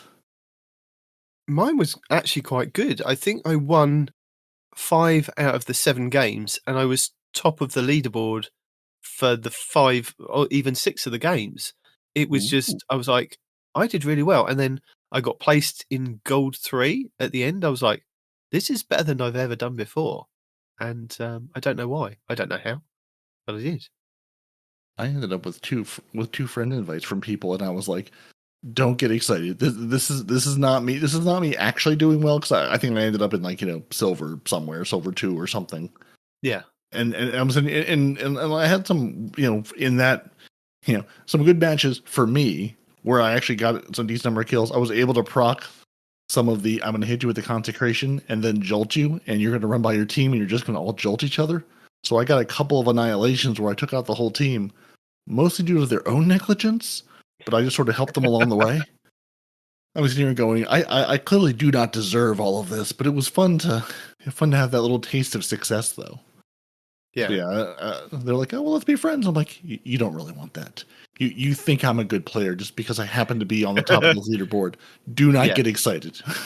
I used, I had an Icefall Mantle build. So instead of popping my barricade, I'd pop my shield and have a glacial shield. And I was using an auto rifle. I used the Herod C, which is also a stasis weapon, so it gives me an extra bump in damage as well. And I was swapping between that and what else was I using? I used the Cybermatic 5, and I also crafted a Veiled Threats that has Encore and To the Pain, which was doing quite well as well. Very fast firing auto rifle, and it was just primary gunplay, which was quite nice. And I got a riposte, which has Desperate Measures, Killing Wind, high caliber rounds with Hammer Forged. So that is the role. I was about to say, I was wondering if that was the role they gave everybody, and yes, because I got the same role. Which I've had good fun with. I mean, I feel like it could definitely be better in certain places, but I had a good time with it because I ran around with that and a Chattering Bone. Yeah, with Headseeker and Kill Clip on it, because that's the one I had that was decent, and I had some good luck with it. The riposte is fun. Yeah, I mean, range of 49, stability of 62, handling of 50, reload speed of 51, aim assist of 76, Zoom of 17, Impact of 18. And yeah, it was doing very nicely. So it was worth playing to get that, I guess. Could I jump in just for a second here? No? Go on. Okay. No, go on then. Okay. Well, after hearing about the Titan changes, I wanted to see if I could use that to my advantage. And you ever hear of Ben-Hur? You know who that is? He's a gladiator. If I The guy on the remember chariot? correctly, the chariot. Exactly. Yes. No, played I'm before. Ben-Hur. Yeah. Okay. Wow. You're okay. Spartacus. Oh, I'm Spartacus. Yeah. So what I Yeah. did is I got a build with my class item that when I dodge I heal a little bit and I get some melee back. Yeah. I'll have to look at this. I can't look right now. But the idea is right when the match starts, right? I not jolt. What's it when you empower your teammates with arc and they run fast? Empower your Amplified. teammates and Amplify. Yeah. I amplify my Titan teammate, right? I let him take off, and then I give him a few seconds, and then I start running behind him. And what happens is, right when we start to encounter the enemies, I will grapple onto him, right? And he'll just kind of carry me into combat. When he does his arc melee into the enemies, they don't always die. So I come in with my grapple melee, finish them off, right? So now I'm getting some grenade and some melee energy back. I amplify him again, and we just kind of run around doing that. I only played like 2 matches of this. It went for the shenanigans that were occurring. It went better than I thought it would. But I just thought it was funny just letting the Titan run in first, me grapple onto him, because when I grapple onto him or just grapple in general, I get an overshield, right? So I'm coming in with an overshield. I'm coming in with an empowered melee. I'm hitting them after they've hopefully been damaged by my Titan comrade. And then we just finish off the group and we move on to the next. So, yeah, it's saved in my dim as Ben-Hur. Just because I was using the Titan as my chariot. So you could ride a Titan into battle. That's exactly what I was doing. That's amazing. See, that's the teamwork we're looking for, Bungie. The funny thing was about going back to the This Week in Destiny, and I had a message on YouTube from Eric Armstrong, Ep.297, said, I thought I saw Friday at reset Mayhem was returning into the Crucible, not Momentum Control, because I put in the video that it was Momentum Control. Am I sure about it, bro? And I put, it's possible it could be Mayhem, because Bungie changed things up. And then internally I was panicking because I was thinking, I didn't get a pop-up. Nobody else got a pop-up that I know. How did he get a pop-up? Where are these pop-ups? And I went trolling through the internet to see if there was a pop-up. He got a pop-up. I didn't get a pop-up. And then he asked, did I read it somewhere that it was Momentum Control? And then I went through a whole explanation of how having written it down, and it's kind of on a rotation of X, Y, and Z, but Bungie kind of have changed things up in the last couple of weeks. And it was quite funny to see that it wasn't either Mayhem or Momentum Control. They'd gone back to Clash this week. And I was like... So see, everyone's wrong. No matter whether you read it in the game or try to keep track, Bungie's going to go option 3. None of the above. Well, the thing is, Clash hadn't been around for like about 7 or 8 weeks. It first arrived in week 10. So it'd been 10 weeks of other things. So we'd had Supremacy, Relic, Momentum Control, Rift, Mayhem, Zone Control, Scorched, and then back to Supremacy. And then it didn't go to Relic. It went to Momentum Control. So when it was happening those couple of weeks, they then threw in Clash on the 10th week. And I was like, that's strange. We haven't had Zone Control come back since week 6. And then it's gone Scorched, Mayhem, Rift, Relic, Supremacy, Scorched, and then Clash. So I'm predicting that it's either going to be Momentum next week, or I've kind of bitten the bullet, and in the video I've admitted, it could be Mayhem as well, or we could both be wrong. It could be something completely different that is, they've just gone, you know what, we're just going to throw that back in like the Zone Control because we haven't had that since week 6. So it could be wrong, but it was just funny that I got into a kind of long, like backwards and forwards this week about the the video. So that was cool. So basically, it sounds like we as Bungie don't know what's coming. It'll be something. You'll figure it out eventually. Well, for the last, I think, 5 or 6 weeks, I've accurately predicted what the bonus was going to be based on the rotation of the bonuses from last season and this season. And I was able to tell people like, Gambit, Vanguard, Crucible, and then Trials this week. And guess what it is next week? Everything. Because it's the last week of the season. Well, that's what it should normally be, because in the last week they normally go and play everything. We'll just give you bonus everything. So just play the game, pretty please. Yeah. But I didn't predict that Sparrow Control would come back, because again, no communication. To Bungie. I want more communication. Well, they refuse. They're like, we're going to give you dev insight articles, but as far as what's coming in the game week to week, anyone's guess. Okay. But we do know that we're having a dungeon race, and when that dungeon race is happening, what time that dungeon race is happening, and where that dungeon race is happening, and with who that dungeon race is happening. So they have given us some information. But do we know how or why? I don't know. Let's continue reading in This Week in Destiny, or the TWAB, as we like to call it, for the 26th of September, 2024. So this week in Destiny, they're getting ready to race into Revenant. And that's because they're not only going to give us a new dungeon in the next couple of weeks, but they're also having the first ever dungeon race to commemorate its launch. And they've got some details to share, so they're going to jump into it. So we're going to tell you about it.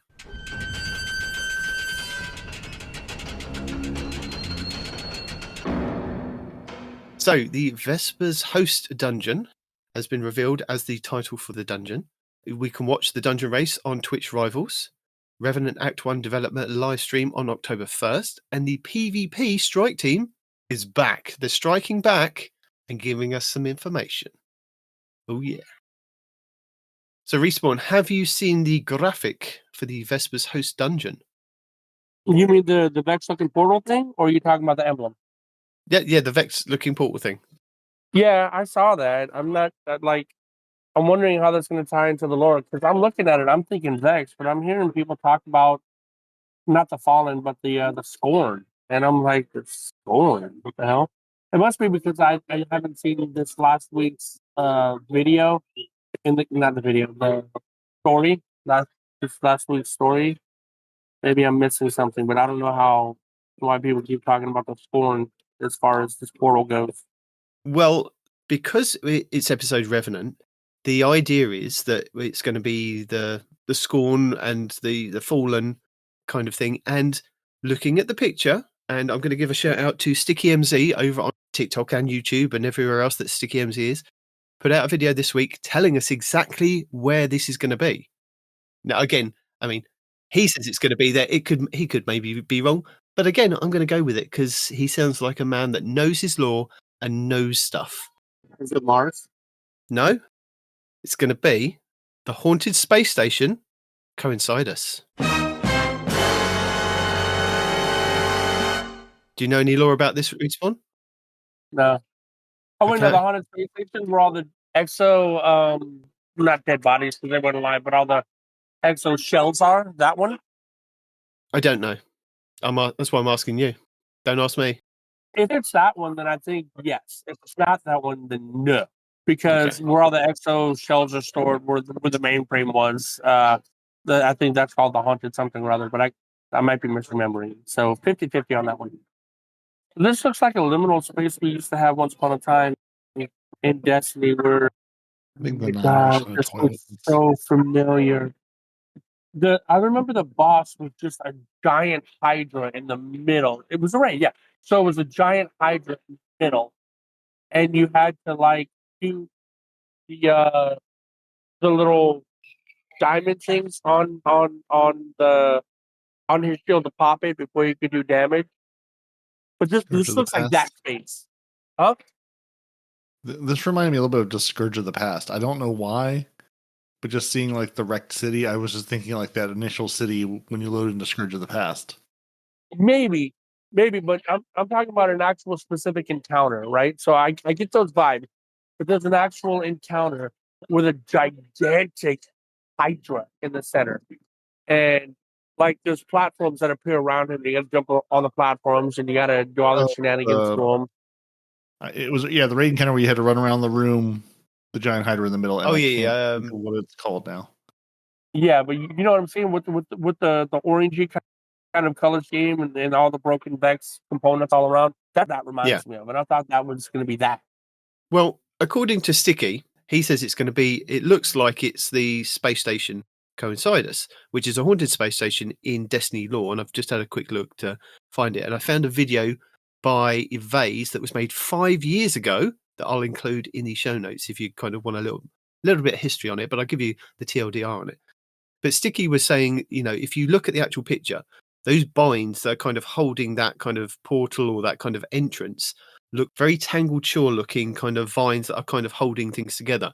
And if you look up in the top left-hand corner, it looks like a spaceship that's kind of been kind of taken apart, or one that is kind of broken, that has been tried to dock at the space station. And then below you can see kind of solar panels that are kind of there that are attached to whatever it is kind of there. So yeah, go Sticky on this one. But the Evase video kind of gives you a little bit of details, saying that it's the abandoned space station referred to as A-113 Coincidus. And this is a haunted facility once under the control of the hive god Crota, and eventually fell into the hands of the Nine. And again, it looks like it's the Tangled Shore, and he goes over kind of the lore and things in his video on that. So very interesting. That could be ties into the Revenant storyline and where we're kind of going with that. Did you say A113? I did. Okay. I ask only because there's a whole movie and video game Easter egg thing around A113.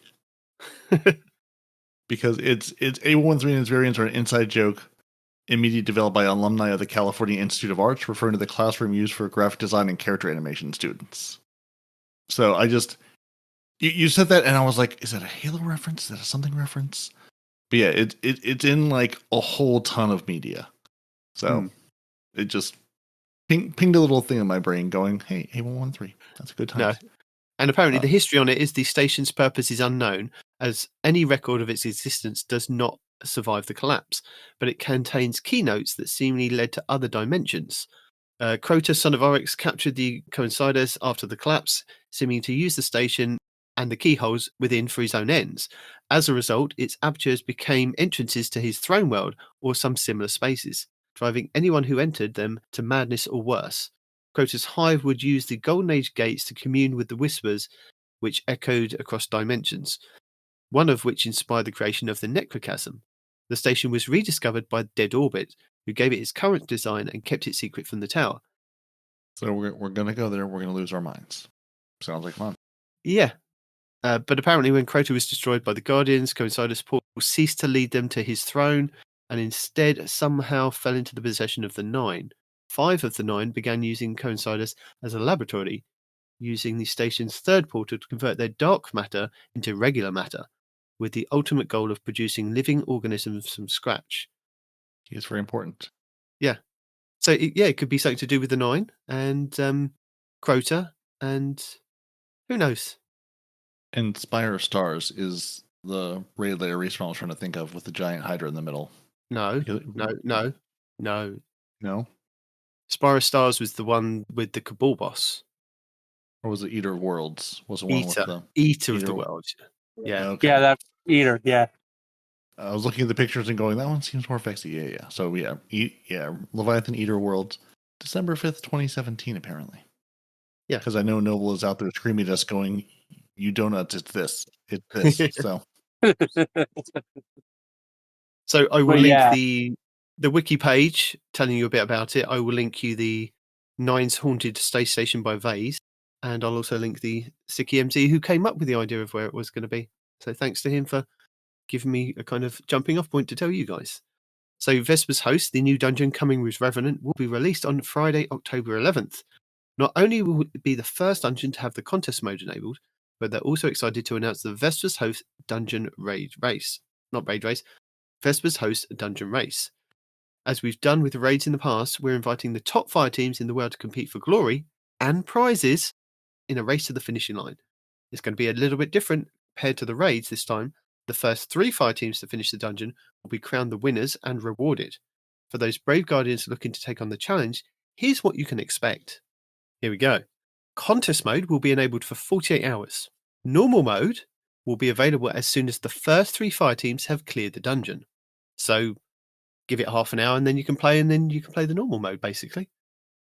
That's what they're kind of saying, which is what we've kind of asked for a very long time.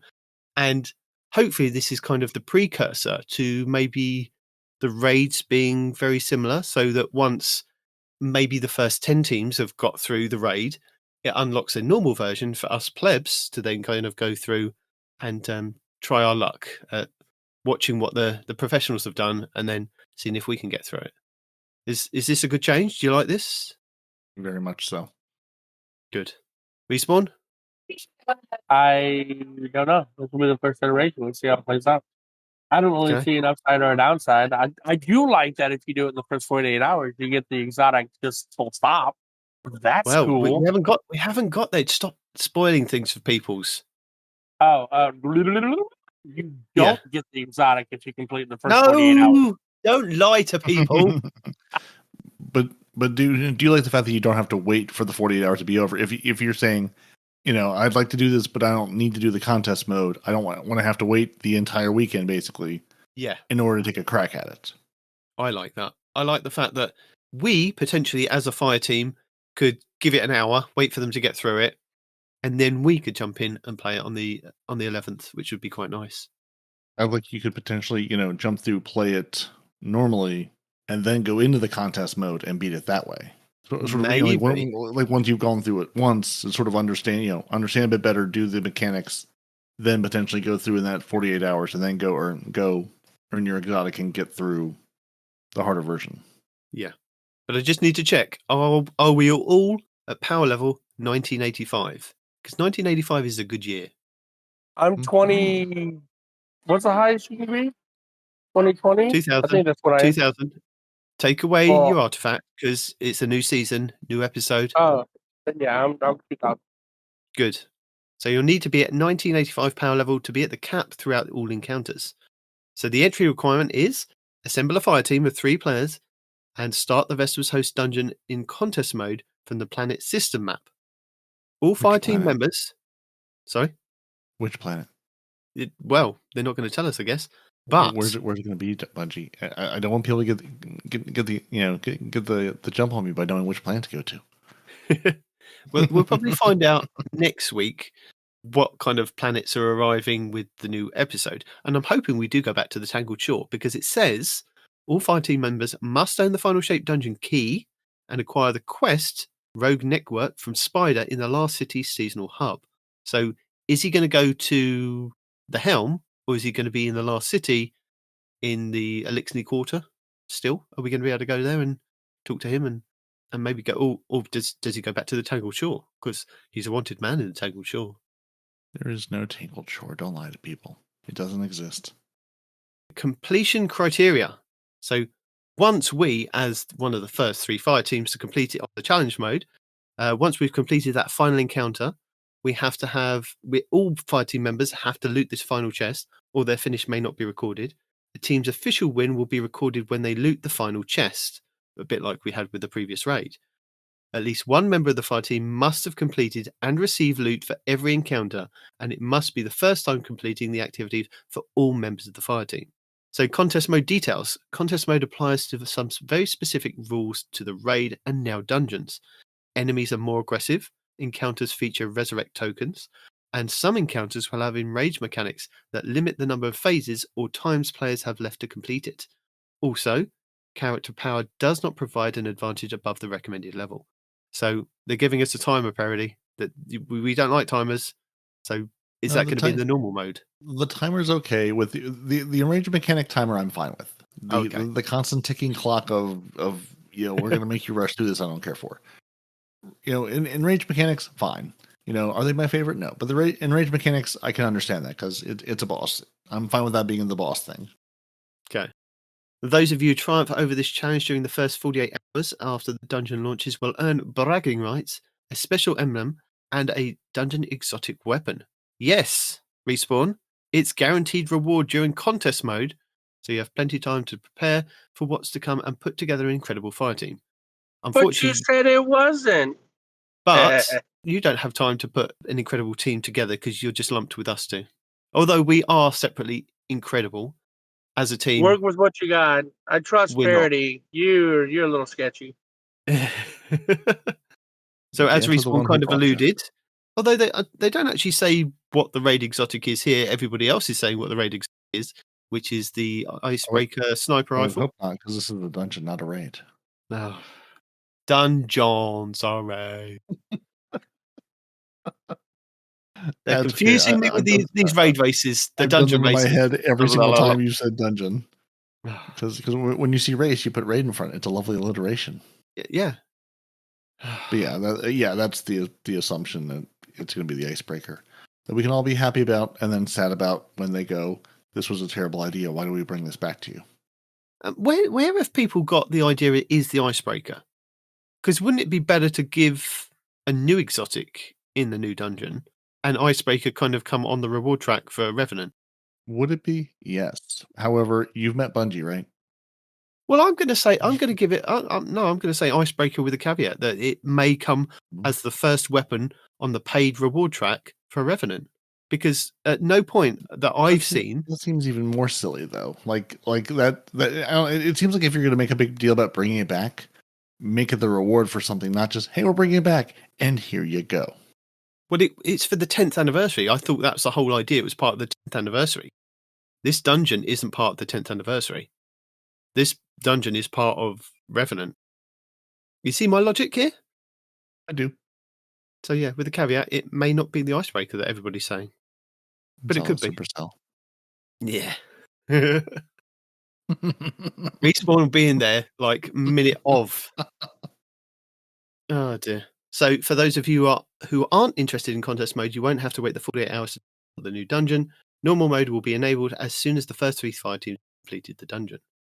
If you want to follow the dungeon race on Twitch Rivals, they've got a few emblems for you to kind of pick up. And if you want to be part of the Twitch Rival sign up begins today. So if you want to stream it and have people kind of watch your stream of you kind of failing over and over again, then people can watch you do that and you can give them Twitch emblems or Bungie will give them Twitch emblems for watching you fail over and over again. And if they subscribe to you, there's another emblem. So there's 2 emblems just for that. So unsubscribe at now and then subscribe to your favorite subscribe person. Yeah. I think that's how it works. Only Twitch affiliates and partners are eligible to register as participants. Approved participants will be provided access to the link for exclusive drops and will appear on dashboard.twitchrivals.com. Once you get your invite, once you're available, which won't be me. It won't be you. Might be Respawn. We'll have to find out. Oh, I'm going to click the button. I'm going to sign us up. Do it. Doing it now. Yeah. And then, so we've got 2 lovely emblems. The Effortless Flow emblem for watching at least 2 hours of any creator, which is nice blue and bluish, purplish, white ball. I don't know.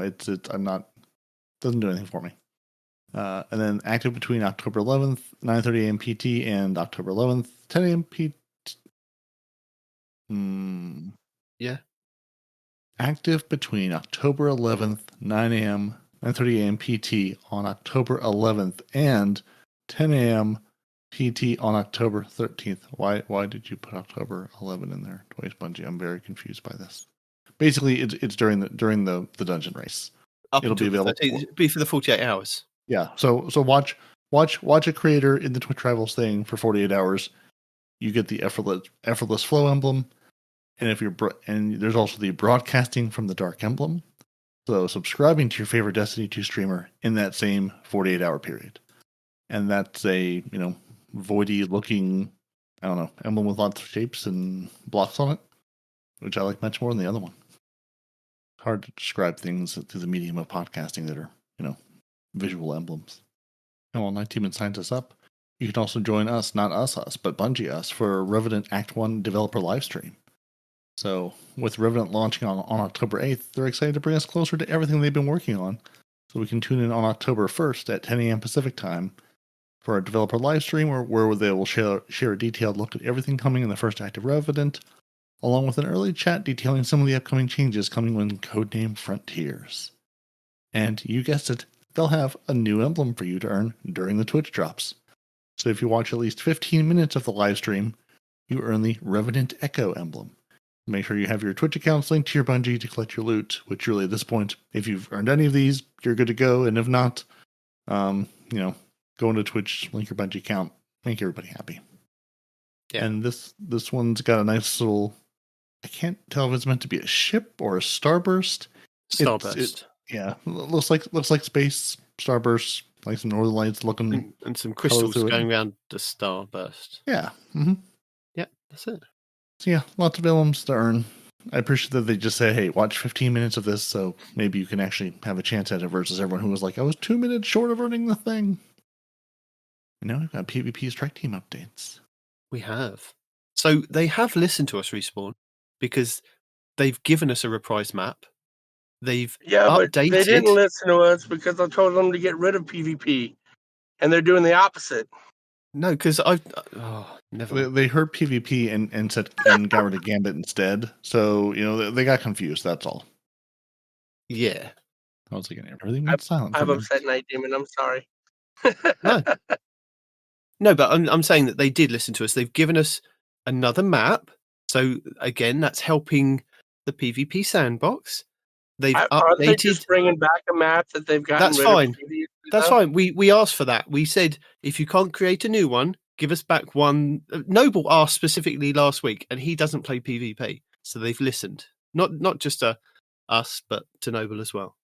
So they've reprised the map. Yes, good. That's coming in Revenant. They've updated the UI features. Class icons return. Assisted by messages. Tool of Destruction tombstone icon. They've updated the mercy rules, which we have asked for, because many a time you're kind of just stuck in that. Is it going to happen? No, it's not. Oh, it has happened. Maybe it shouldn't have happened. Lobby balancing issues and improvements. They're going to do some stuff with competitive. They're going to do stuff with the sandbox, Trials of Osiris, and I do like the Trials changes. That was nice. The Trials changes is very good. I like that. Like they're doing a lot of stuff with Trials, and I'm thinking Trials is going to be popping. With the whole. As long as you're with a full fire team, then you can't get any losses. And then they have a different rule now. If you can't get a full fire team and you get placed against a full fire team, you'll get forgiveness if you lose that match. I'm like, they're making some pretty solid choices for the plebs that go into Trials. Now, again, if you can't compete in Trials, you shouldn't be there, right? But as long as they're going to do this stuff, I will take advantage. But just what I'm saying, I'm not condoning this kind of thing. I'm just saying they're making good changes for people like me that don't belong there. Yeah. I think that's an us. Us don't belong there. Yeah, us don't belong there. And yet, we stumble in anyway. And they're also going to give us a preview of what's to come beyond Revenant. So Heresy, the next episode, the Trials of Osiris rework, Crucible-specific ability uptime tuning, playlist reorganization, Iron Banner improvements, skill and rank changes. They've also got another substantial Crucible update planned for 2025, which is only a couple of months away, and they have more on that to share in the future. Yeah, so, but when Revenant, 2025? January 1st, 2025. And will there be any PvP players left by the time this comes out? Yes. So, to set expectations, we will be relatively quiet during Revenant, outside of some work on Trials of Osiris rewards and general sandbox, spawn and map tuning.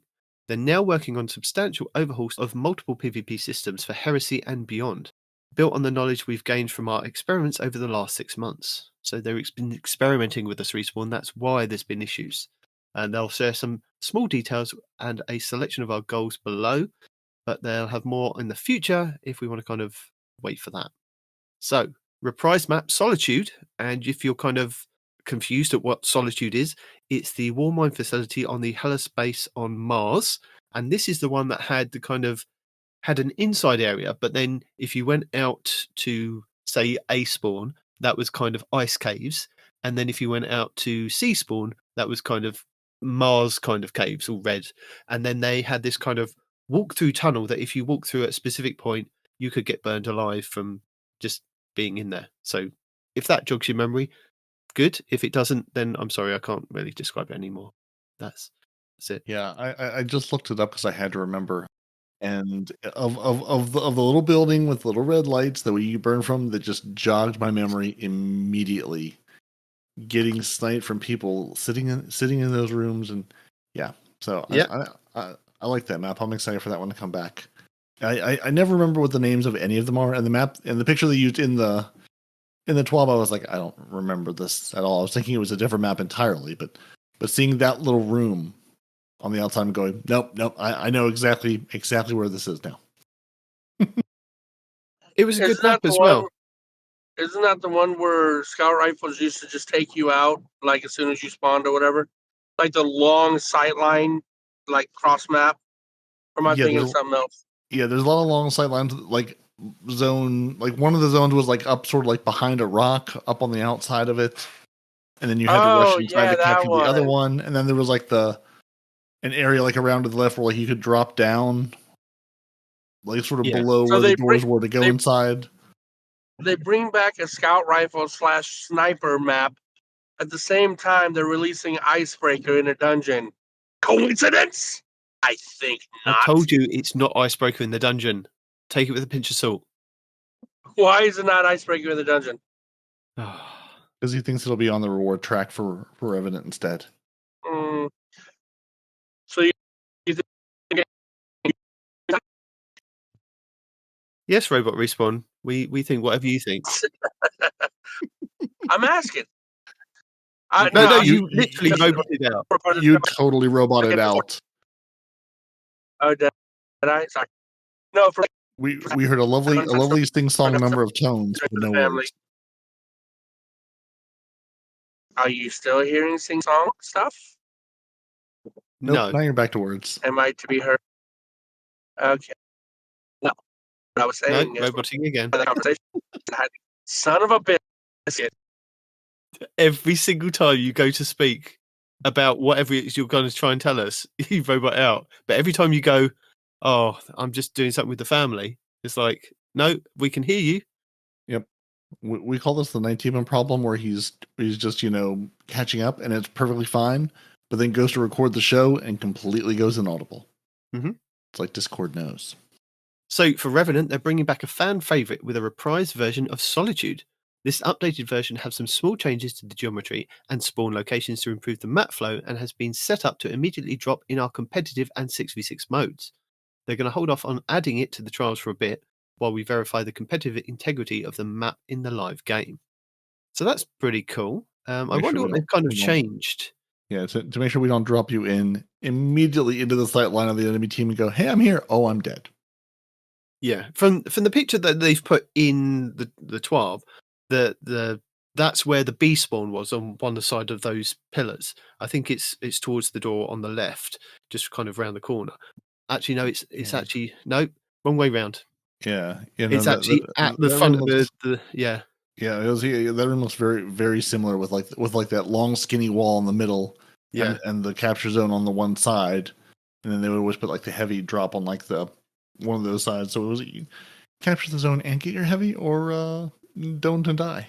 Yeah. So literally, the B spawn point was literally at the front of the picture here, where you see the red cylinders.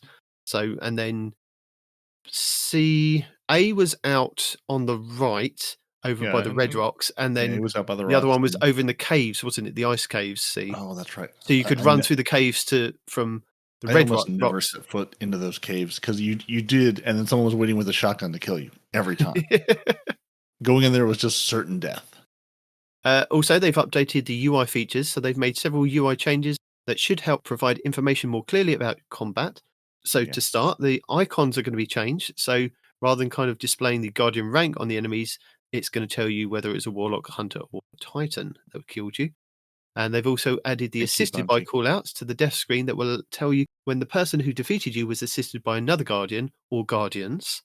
And finally, they've updated the tombstone icon for your allies to show off their tools of destruction in case you missed it in the kill feed.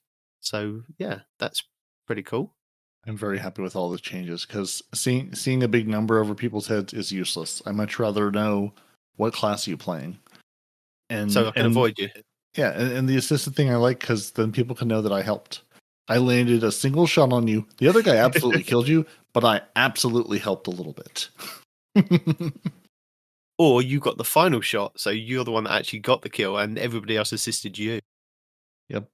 I stole it by placing that one pulse rifle bullet into your face and did the last 2 hit points of damage. I win. Yeah. They're also Yeah, I mean- updating the mercy rule, Peroty. So I'm excited about that. Tell me more. So they've done a passover with a mercy rule for 6v6 playlists. Initially, these rules were set out to only activate during a small window of time in the match, which has led to occurrences where the game should have been mercied, but the bypass window is kind of dragged into the completion time. So additionally, there was a portion of time where the game would not mercy you, but it would turn into a join in progress, but it would turn the join in progress off. So games could go down several players, but neither the mercy rule nor the backfill feature would kick in as expected. So moving forward, they've extended the window within the game that mercy can close the gap between disabling the join in progress and enabling a mercy. So the join in progress will only be disabled if a mercy is imminent. Due to the increased window, they expect a number of games that ended in mercies to increase. But as soon as they have data, they're going to be tuning it a bit more to kind of correspond with the game modes as needed.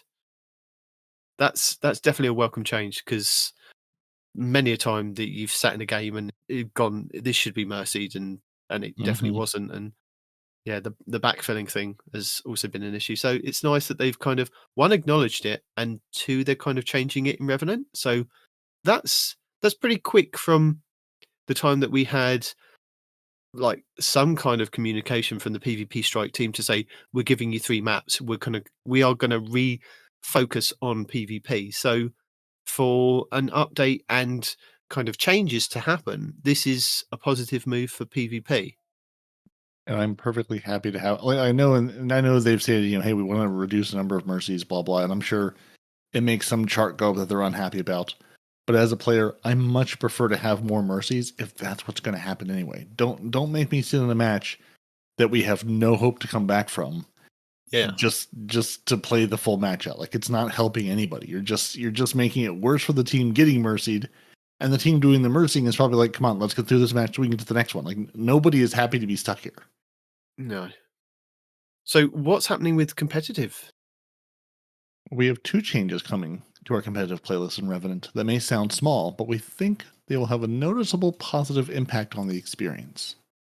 Everybody gets auto rifles. Auto rifles for everyone, as far as the eye can see. Now, Good. to be fair, that is the entire reason I went to competitive at all, to get that reposed. We have reduced the variability of points granted based on the skill delta between the 2 teams. So currently the difference in the opposing team's skill compared to your team's skill can have an outsized impact on how many points you gain after a win or a loss. While this can help to offset the sting of falling to a higher skill team that is currently at or near your rank, the variability can also make the point reward feel small and confusing, so we streamlined the way the points are calculated to better align with the actual rewards the players expect to see during a game, and we've changed the way that placement matches work, making it more accurately track towards your expected rank. In the current placement matches, the model can often feel like you're being bounced around between wildly variable experiences as the system hunts for your expected rank placement. The new placement system will narrow in more gradually, and the experience should significantly be less jarring for new players of all skills.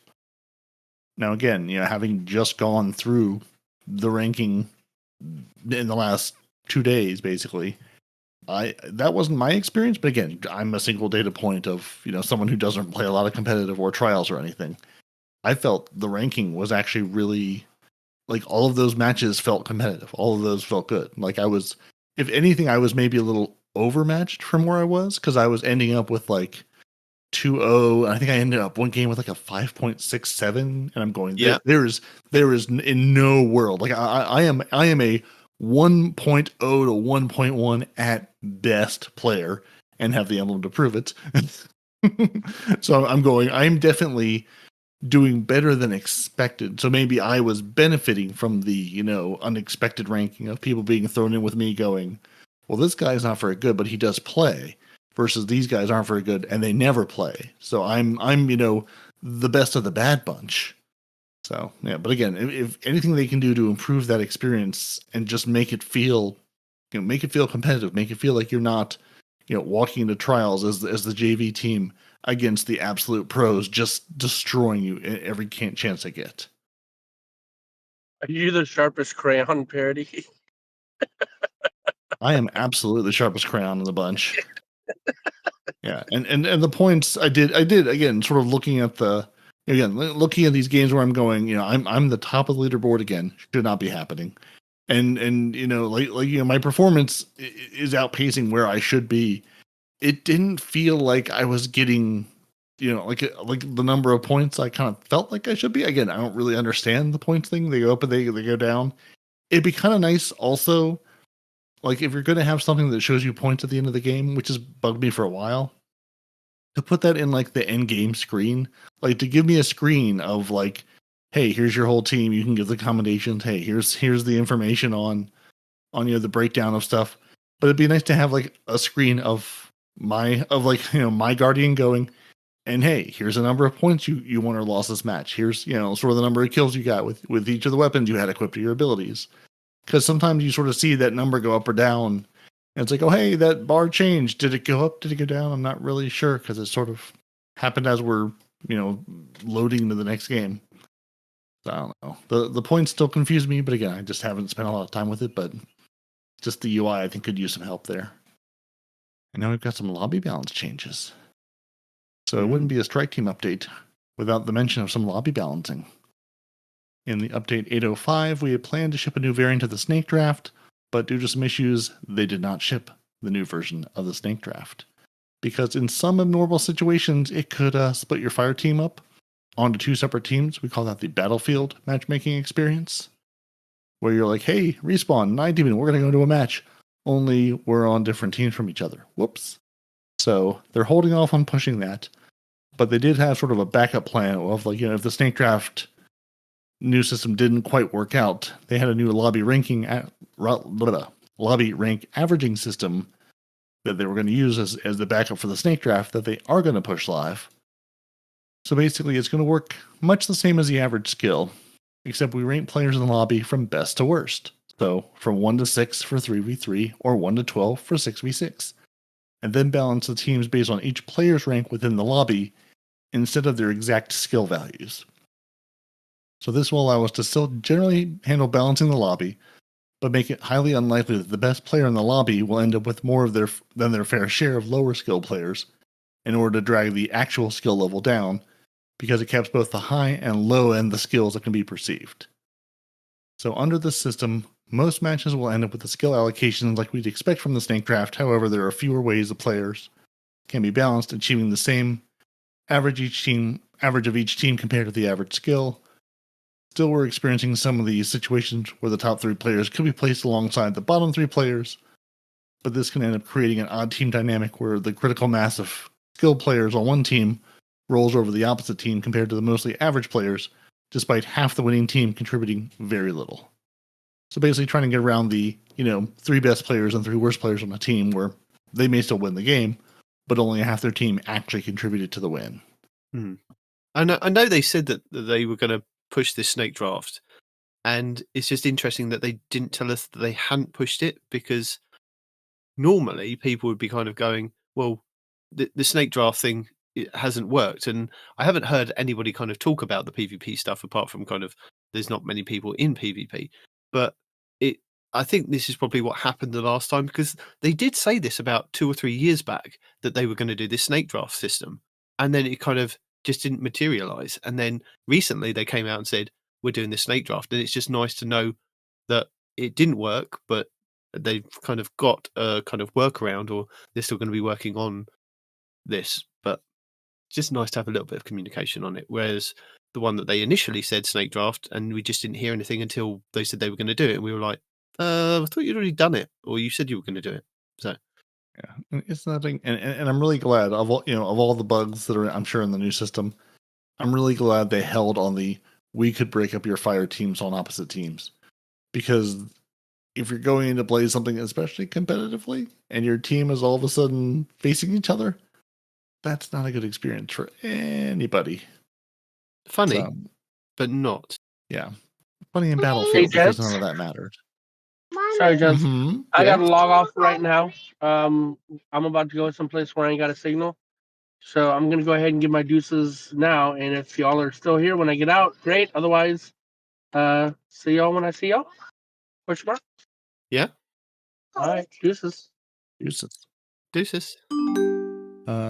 So because of the described occurrence, your lobby ranking average in practice was generally worse for both the average skill and the snake draft for balancing balancing the outcomes of all solo matches, but significantly better than the initial iteration of the snake draft when dealing with fire teams.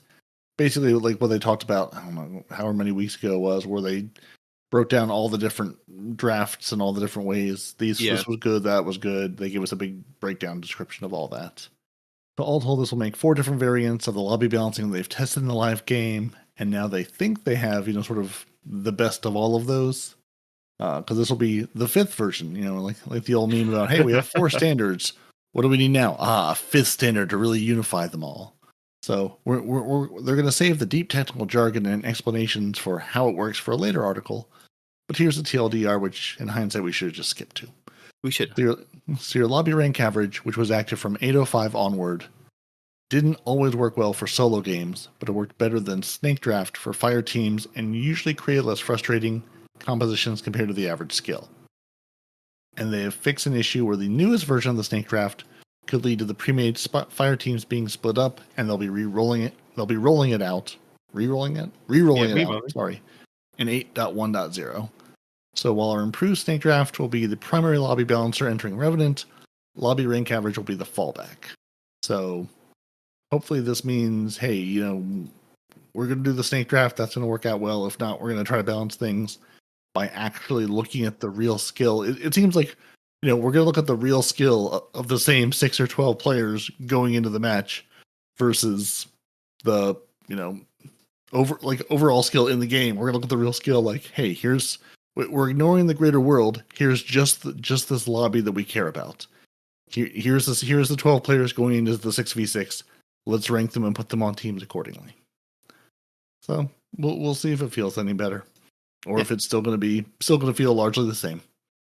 But they're going to change the sandbox up a little bit.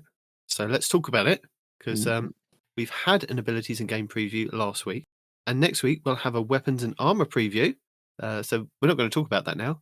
But what we're going to talk about is excessive crouching, because excessive crouching is on the chopping block. So in Revenant, we are going to be placing a cap on the amount of crouch inputs that you can enter per second to equalize hold to crouch with toggle to crouch in terms of its behavior. I don't know whether is that teabagging, or is that the I'm going to crouch and shoot up and down kind of thing one. That one. Okay. Yeah, because teabagging, they could just teabag you slower. Yeah, this is absolutely, and like again, I haven't seen a lot of it, but I definitely have seen a couple of people who you'll get into an encounter and they'll just like wildly start crouching up and down, and you're like, okay, clearly you're trying to, juke and jive me out of this. And I mean, sometimes it works just because my aim isn't great anyway, and yeah, I mean, sometimes it works because I'm trying to target the head, and when their head keeps moving, I'm sure it messes with the aim assist, and I'm sure it messes with my aim trying to shoot you.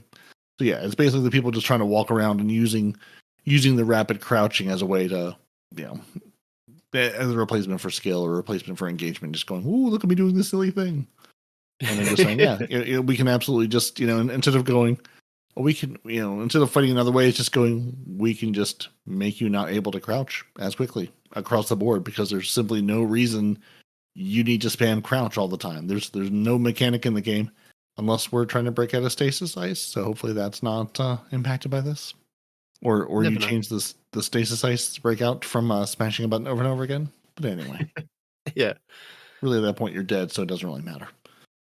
So let's talk about primary weapons.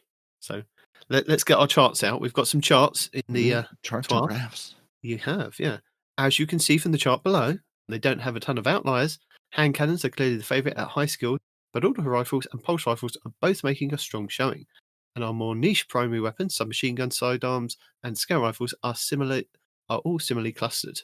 So basically, yeah, we've got a couple of graphs in the TWAB this week going over the primary weapon skills and the metas and how kind of things are grouped together, and some things are well below what could be being used. So it's basically just giving them a reason to say, hey, we're going to bring this one up, we're going to bring this one down, we're going to bring these weapons more in line. So it goes over like what they said with sidearms, submachine guns, and scout rifles being clustered together, to then breaking it down to kind of other weapons like grenade launchers and combat bows, and then more specifics of the actual weapons like Touch of Malice, Necrochasm, all the way up to Ace of Spades, Elsie's rifle, and the Rose hand cannon right up there on the top. So what we're going to do is nerf some things and buff some things, basically. So nerfs.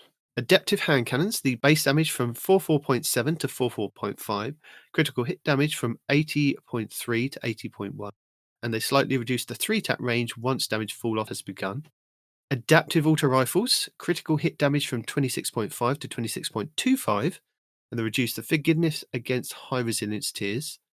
High impact pulse rifles, critical hit damage from 40.1 to 39.6, lowers the resilience threshold to force 6 crit hits instead of 5 crit hits and 1 body shot to 5. But they've given you some buffs as well. So Respawn will be happy. Not all the nerfs. We have adaptive submachine guns, which is base damage from 10.9 to 11.5, decrease the body shot time to kill. Precision auto rifles, base damage from 19 to 19.4, and the critical hit damage from 33.6 to 33.95, so not quite 34, and they reduce the nerf they received in the Into the Light by minus 50%. Guessing that's a minus. No, it's by No? about 50%. Oh, is that about 50%? Oh, okay. Can't give us the actual. Yeah, You just they can tell us 33.95, but they can't tell us what percentage they've made that change. Okay. And I do like all of these numbers are so small, but it'll like they say, it is like, hey, to reduce this 3-tap ability, or to make you need to hit that 6th crit, on the pulse rifle shot. Yeah. And these are all very small tweaks. High impact auto rifles, the base damage from 22 to 23, and the critical hit damage from 40.1 to 41.4. Slight damage increase, forgiveness, and range after damage fall off. Precision hand cannons, base damage from 40.4 to 45.3. Critical hit damage from 70.25 to 70.2. Decreased body shot time to kill. Heavy burst hand cannons, base damage from 23.8 to 24. Critical hit damage from 49.6 to 52.8. And slightly increased forgiveness and range after damage fall off, allows for better interactions with damage boosts. Heavy burst pulse rifles, critical hit damage from 41.95 to 42.55, and the RPM increased to about 320. Decrease the optimal time to kill from 0.87 to 0.8 seconds. Aggressive scout rifles, critical hit damage 91.1 to 91.8, and allows better interactions with damage boosts. And if you're wondering what are all these kind of things, so adaptive auto rifles, we have, what do we have for adaptive auto rifles, Peroty? I was looking up what the heavy burst boost is going to be. So they're sitting at 300 RPM now, so they're going to about 320. So they'll fire a little bit quicker. Oh, But okay. an adaptive frame auto rifle, well, that's going to be ones like our friend the old Sterling. Adaptive submachine gun. Oh, submachine gun. Ew. So we have the Hero's Burden from Iron Banner. What else do we have? We have the Parabellum. That's an adaptive. That's just a well drop. The bug out bag. Trackless Waste, if you still got one of them. I've got a bug out bag and a parabellum, and that's it. Yeah. So for precision frames, we have the Braytech Werewolf, the Breakneck, we have the Firefright, The horror story. The tiger spite. the Seventh Seraph Carbine. The Amit AR2. Yeah. And positive outlook. So yeah, a whole bushel of good ones. Prosecutor and Shadow Price. So yeah, you've got those. The high impact auto rifles are some of my favourite, and I will tell you about these because it does go with one of the videos this week. So the high impact auto rifles, and one of my favourite ones that you can't get now is the Half Dan D, and I've got one of those. It's fantastic, unsunset. So you've got those, but then you've got the Herod C, which is the stasis one. You've also got the Lodbrok C, which is just a standard kinetic one, which there is a video later on in our tips and tricks. We also have, what else do we have? The Lethal Abundance is also a high impact. False Promises. And we've got the Age-Old Bond and Come to Pass down in the special slot. Oh, Abyss Defiant as well from the Crota's End raid.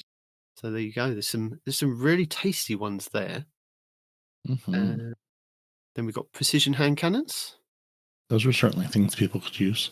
7th Seraph Officer's Revolver. Lepecula, Survivor's Epitaph, Service Revolver. the Luna's Howl. Nature of Beasts. And also the Not Forgotten, if you've got one of those. The Word of Crota.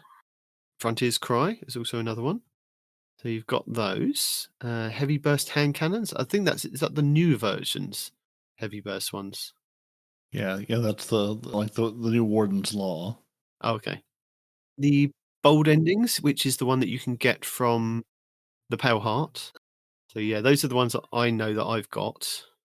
And then we've got Heavy Burst Pulse Rifles, which is the new Aisha's Care from Trials. That's a Heavy Burst.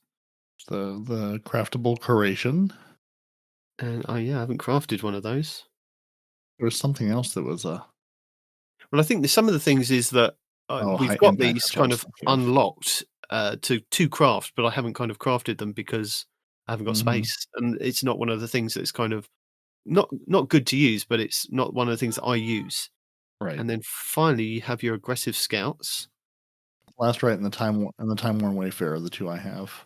the Prophet from Trials. Hmm. It's an aggressive frame.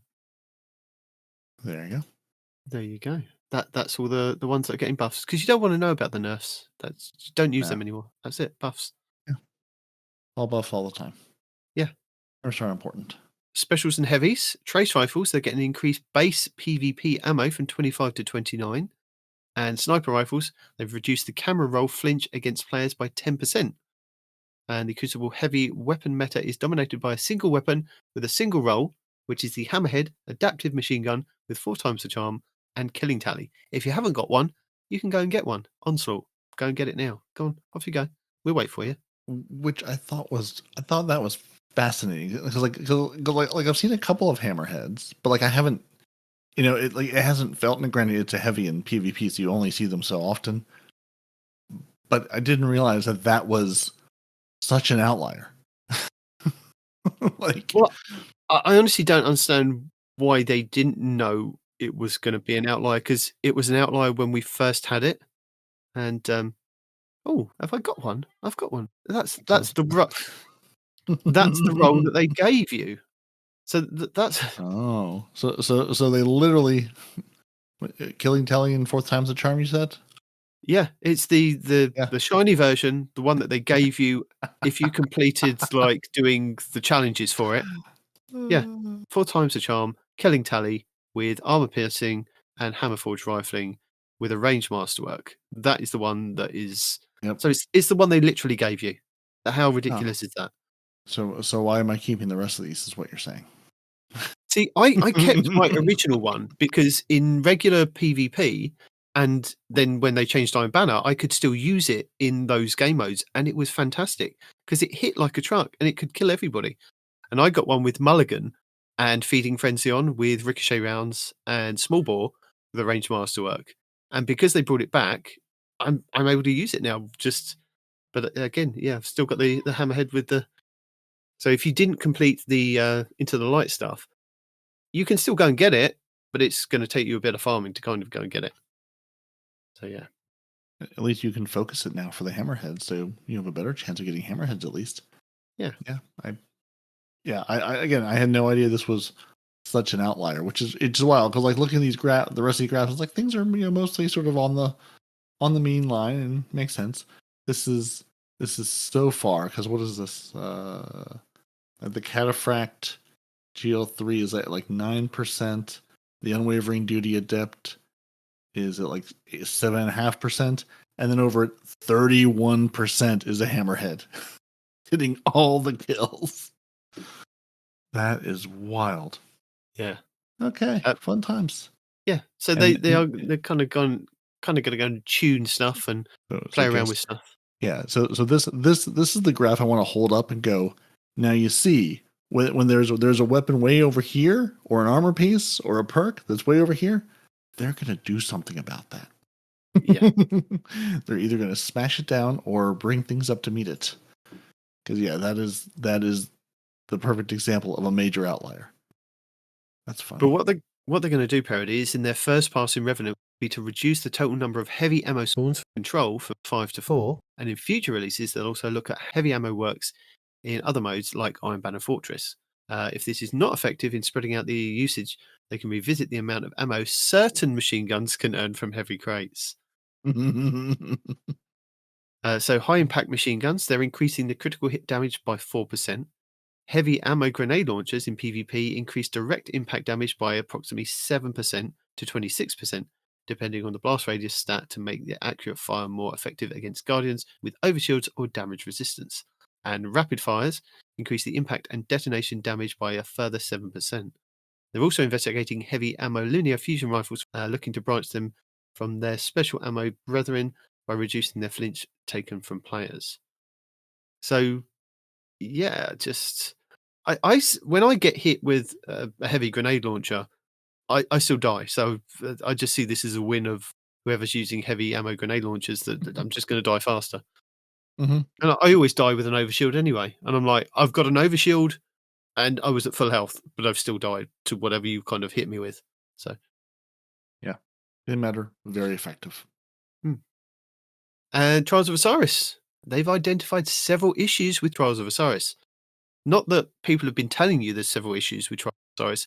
For many, many weeks, they've identified issues. Or did you listen to the issues and go, that's something we need to identify?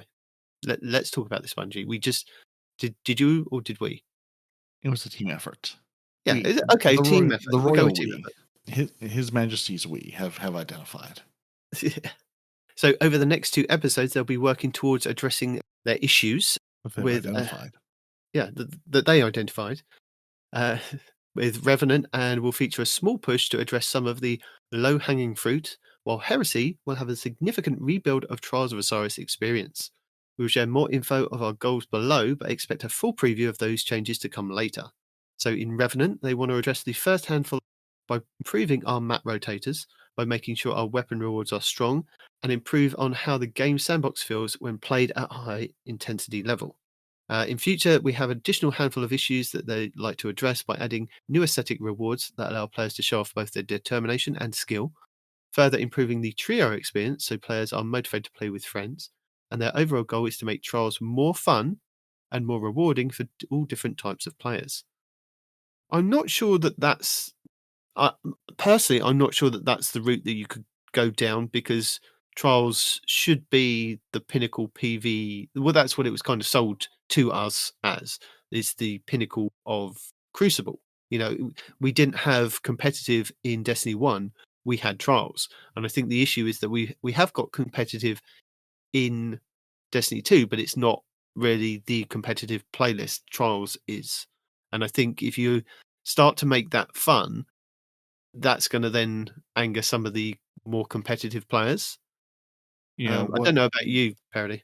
Yeah. I mean, like, what is Trials? What do you want Trials to be?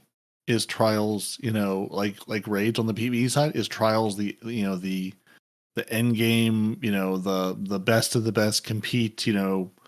Blood, sweat, and tears, or is Trials just another place to go and have a good time with your buddies? Like, it can't be both. Like there needs to be an identity of this game mode. Why do you go into Trials? Who goes into Trials?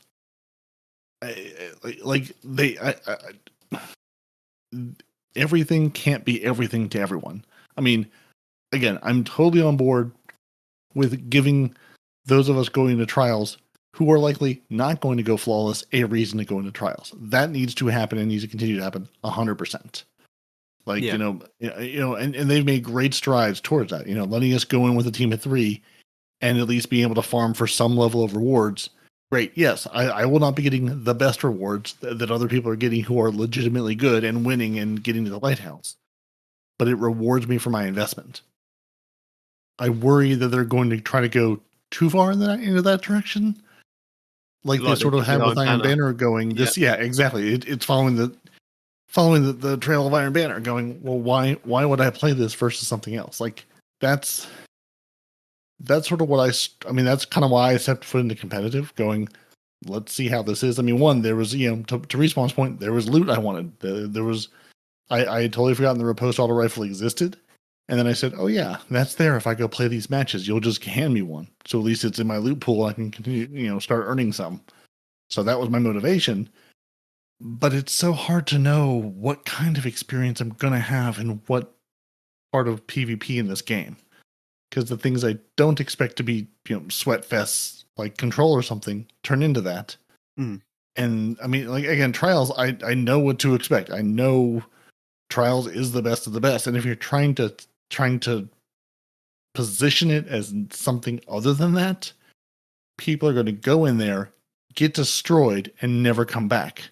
And paint PvP with much of the same brush of, well, you said this was, a fun mode to go in and play and then rewarding and everything else. It was terrible. I got destroyed. Why would I ever do that again? Yeah. Like, some of it, I think, is just setting the expectation of what this game mode actually is. Not the aspiration on what you'd like it to be, but what it actually is and how people are actually playing it and treating it. Well, one way that I heard that kind of, it sounds like Crucible has kind of been set up is that for a new player or any player kind of coming to Destiny, playing the normal PvP is kind of your base get into PvP. Then you step it up and you play Iron Banner because it's a little bit more competitive. Then you go and play competitive, and then Trials is the peak of the PvP side. And that kind of makes sense, but I wish it was kind of the other way around. I wish that, you have the regular PvP, then you have your competitive, and then you have Iron Banner, which is a mix of like the competitive and the regular Crucible that we had, which is what it used to be. And then you have your Trials as the pinnacle. But hey, we're going to get what we're going to get, and they're going to do what they're going to do. And we're going to be sitting here trying to explain the 90th iteration of what they're doing this time. Yeah. So during the next episode, they're currently planning on running trials with the following maps, with a handful of flex weeks slotted in throughout the season. So I'm hoping that this is the list of maps in the weeks that are kind of running. So, but you can never tell. So apparently we're going to get Dissonance, Sirius Plaza, and Eventide Labs, which are the 3 new ones. Javelin 4, Burnout, Endless Vale, Altar of Flames, Wormhaven, Rusted Lands, and Midtown. And they want to know your feedback on which of the selected maps is your favourite for trials. And I can tell you that everybody will say Javelin 4. Just go with Javelin 4. That's it. Mm-hmm. In terms of rewards, they want to add new and exciting rewards, improving the existing loot pool, and to strike better balance in terms of what rewards can be earned each week. For Revenant, they want to introduce a newly buffed, strong-statted, heavy burst hand cannon to the loot pool called Yesterday's Question, alongside a revision of the rocket launcher Tomorrow's Answer. Ah, see what you did there? So the Arc Heavy Burst hand cannon Yesterday's Question in column 3 will have Air Trigger, Redacted, Fourth Time's the Charm, Redacted, Dragonfly, Rapid Hit, and To the Pain. Column 4 will be Desperate Measures, Headseeker, Eye of the Storm, Moving Target, Volt Shot, Vorpal Weapon, Zen Moment, and that's it. So no redacted things in there. But your origin traits are Trials and Crucible. And the Tomorrow's Answer, your Void High Impact Rocket Launcher, will have Air Trigger, Redacted, Danger Zone, Envious Assassin, Impulse Amplifier, Redacted, Tracking Module. Column 4 will be Bait and Switch, Bipod, Chain Reaction, Cluster Bombs, Explosive Light, Frenzy, and Vorpal Weapon, with the origin traits of Trials, Crucible, and Cassoid. So to improve the existing rewards, they buff some of the Trial rewards subfamilies as mentioned in the sandbox section. Heavy Burst Pulse Rifles and Aggressive Scouts. So yeah, that's going to be the Aishi's Care, which is your Heavy Burst Pulse Rifle, and your Aggressive Scout, which we said was the, the Who's and What's it, the Prophet Scout Rifle. There you go. Those two. They've been buffed, or they're going to be buffed. They've also updated the post-game standard non-adept weapon rewards. The weekly weapon now has a focus 50% drop rate compared to the others, instead of being the only weapon that can drop. This way, even if the weekly weapon is not something you're interested in, you can still have a good chance at earning the other Trials weapons as rewards. They've already detailed a number of changes coming to the ability and weapons side that they believe lead to more balanced experience and promote variety of gameplay at the high end. To take a bigger swing at things, they're also going to be running a very special variant of labs, class-based Trials labs. So no more than one of each class per team. So every team must have comprised of a Titan, a Hunter, and a Warlock, with no duplicates. And they're currently scheduled to run this twice during the season, and they're very interested to hear your feedback on how it plays. Matchmaking will also be active, so you can play solo or in duos, and the matchmaking will find the players who do not match your class to fill out the team. And there are also a couple of additional changes that are currently being tested, and they hope to have them available to release sometime during the episode. So increase the Asarian Cypher cap and allowing them to have a chance to drop as the post-win rewards on 7-win cards. Reduce the stratification of the fire team matchmaking to allow duos to match trios more often, with the goal of providing losses of forgiveness for solos that get brought in to fill the game out alongside the duos if they complete the match. That's interesting. So yeah, I think when they do put the trials, the class-based trials labs in, you won't see trials regular for those weeks. So it will be the test weeks, and apparently they'll let us know when that's going to happen. Will they do it before the Friday? Who knows? They may do. Those weekends sound like good weekends to go in as the token Titan to round out some teams with better players. So future trials changes, we get a sneak peek here. So add new aesthetic rewards to trials, including a new set of art for each class, a new ship, Sparrow, Ghost, and exclusive emblem, making the challenger pool less of an all or nothing experience that prioritizes flawless or bust gameplay. Lean on what we've started with the flawed card rewards to reward win streaks, making it feel like it's not a waste of time to play even if you're falling at the gates. They want to improve the story of the flawless set of aesthetic rewards so that the high skill players can flex appropriately. Seeing a player with a specific armor glow or a new Trials emblem should mean something special and not just be a generic trophy. Yeah, a bit like we had with Destiny 1 when you saw people that run the Nightfalls and they had flaming crowns, or you had people had the Scarab emblem that you could get from Trials, which was kind of this 1 in a billion chance to kind of get. Throw something like that in there. People will love it. Yeah, the people have been asking for rewards and loot forever. Yeah, investing in the players that make up your community. Mm-hmm. However, for Trials to succeed, there also needs to be something for everyone. They want to bring in additional players to the Trials by offering an alternative experience, more like Iron Banner in the terms of loot chase, but for 3v3. The focus here is to make it rewarding to play and not necessarily reliant on almost entirely on wins. They also want to attract players who otherwise avoid the current iteration of Trials because of the perceived high-stakes nature.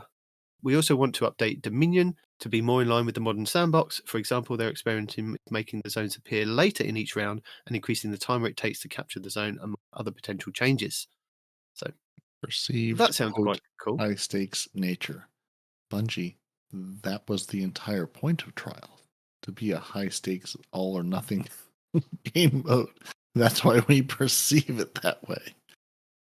It should be. But you should try and get people into it. Yeah. Maybe bring back the rings that we had. If people have gone flawless, you can't literally face those people that week. Yeah. Like they're talking about like the challenger pool again, or the challenger game experience. And I'm going, I don't know about you, but I feel like it's just bad no matter what I do. I'm getting stomped by everyone. But I'm curious. I'm curious to see what their Iron Banner experience is. It going to be, hey, go play 15 games of Trials and then I'll get something for it, or is that what they're talking about? I wonder, or is it, is it just, hey, stick around the playlist to be fodder for the rest of the players, so we have any kind of community in Trials, any kind of numbers, or population rather, not community, playing Trials each week. Like we need numbers to make these PvP modes work. Please help us contribute to these numbers. Just stick around and we'll give you something for your time.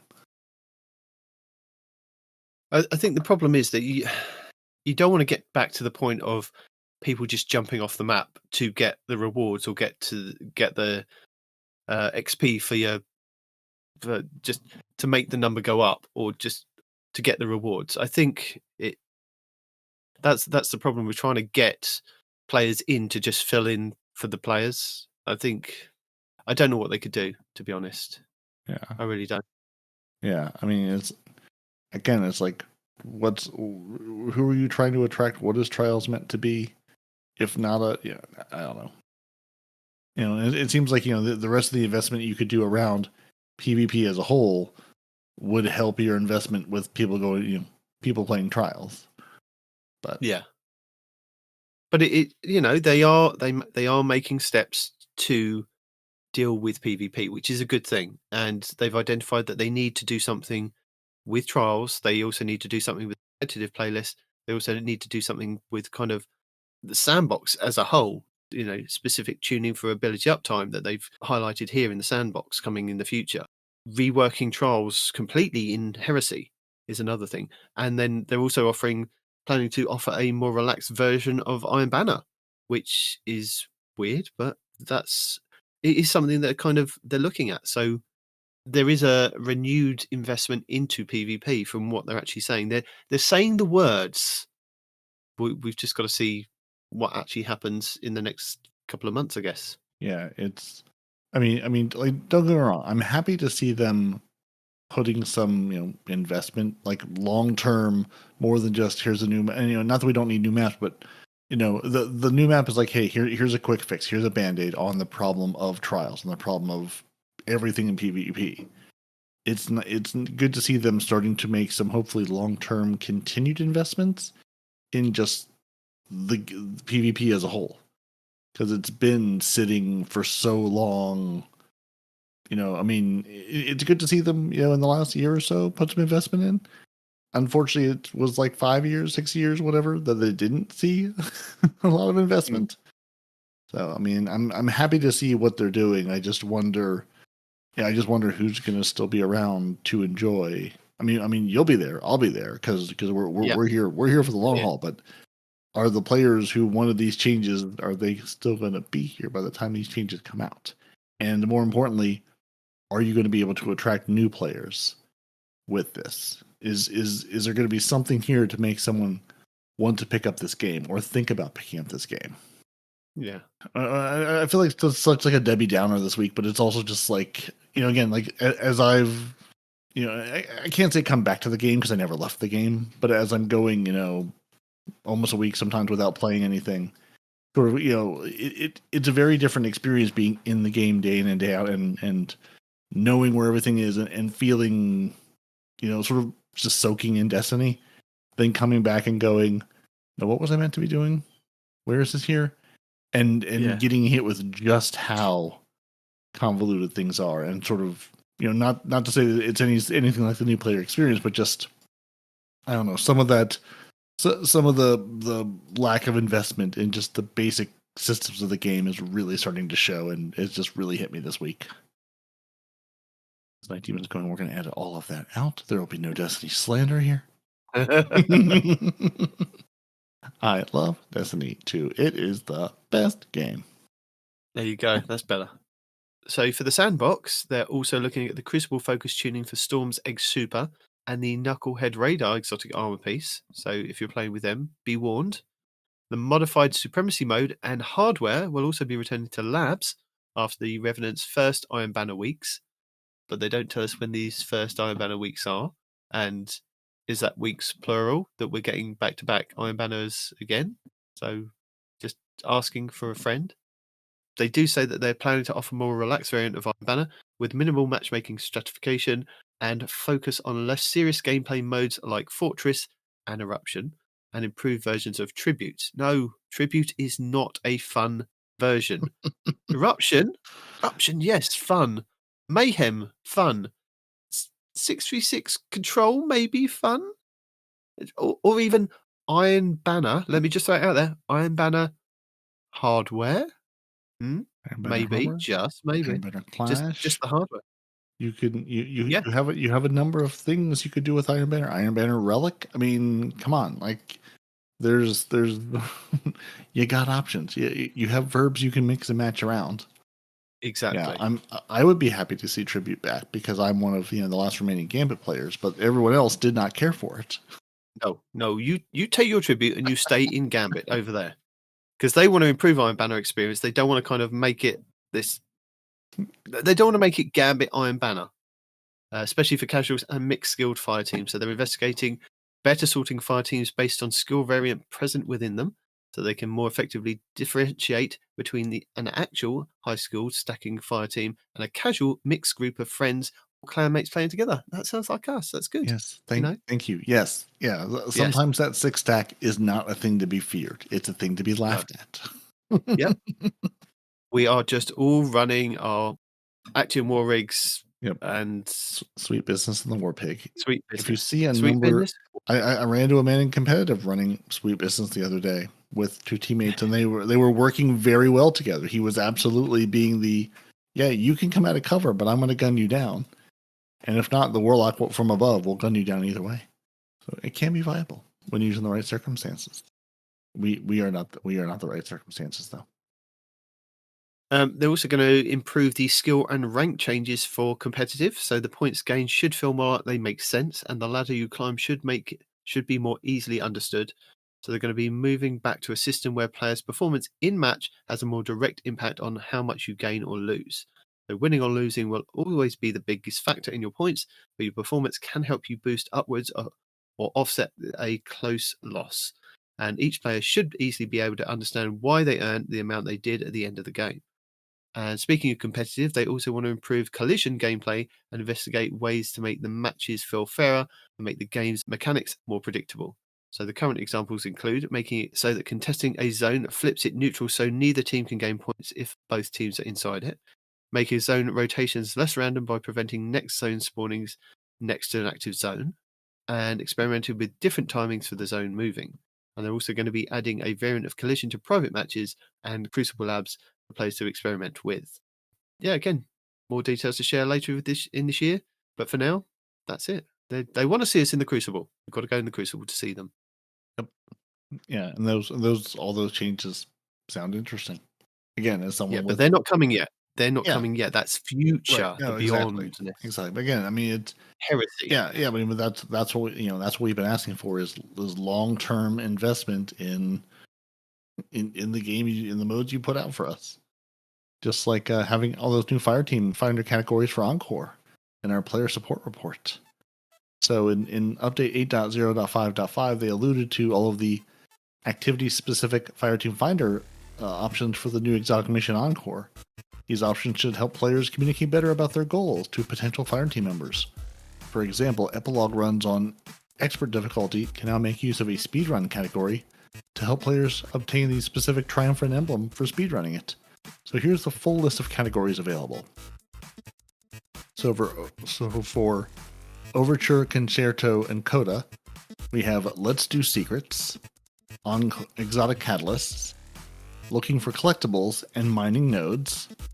And for Encore's Epilogue, Expert Only, they have all those that I just mentioned above, and the speedrun.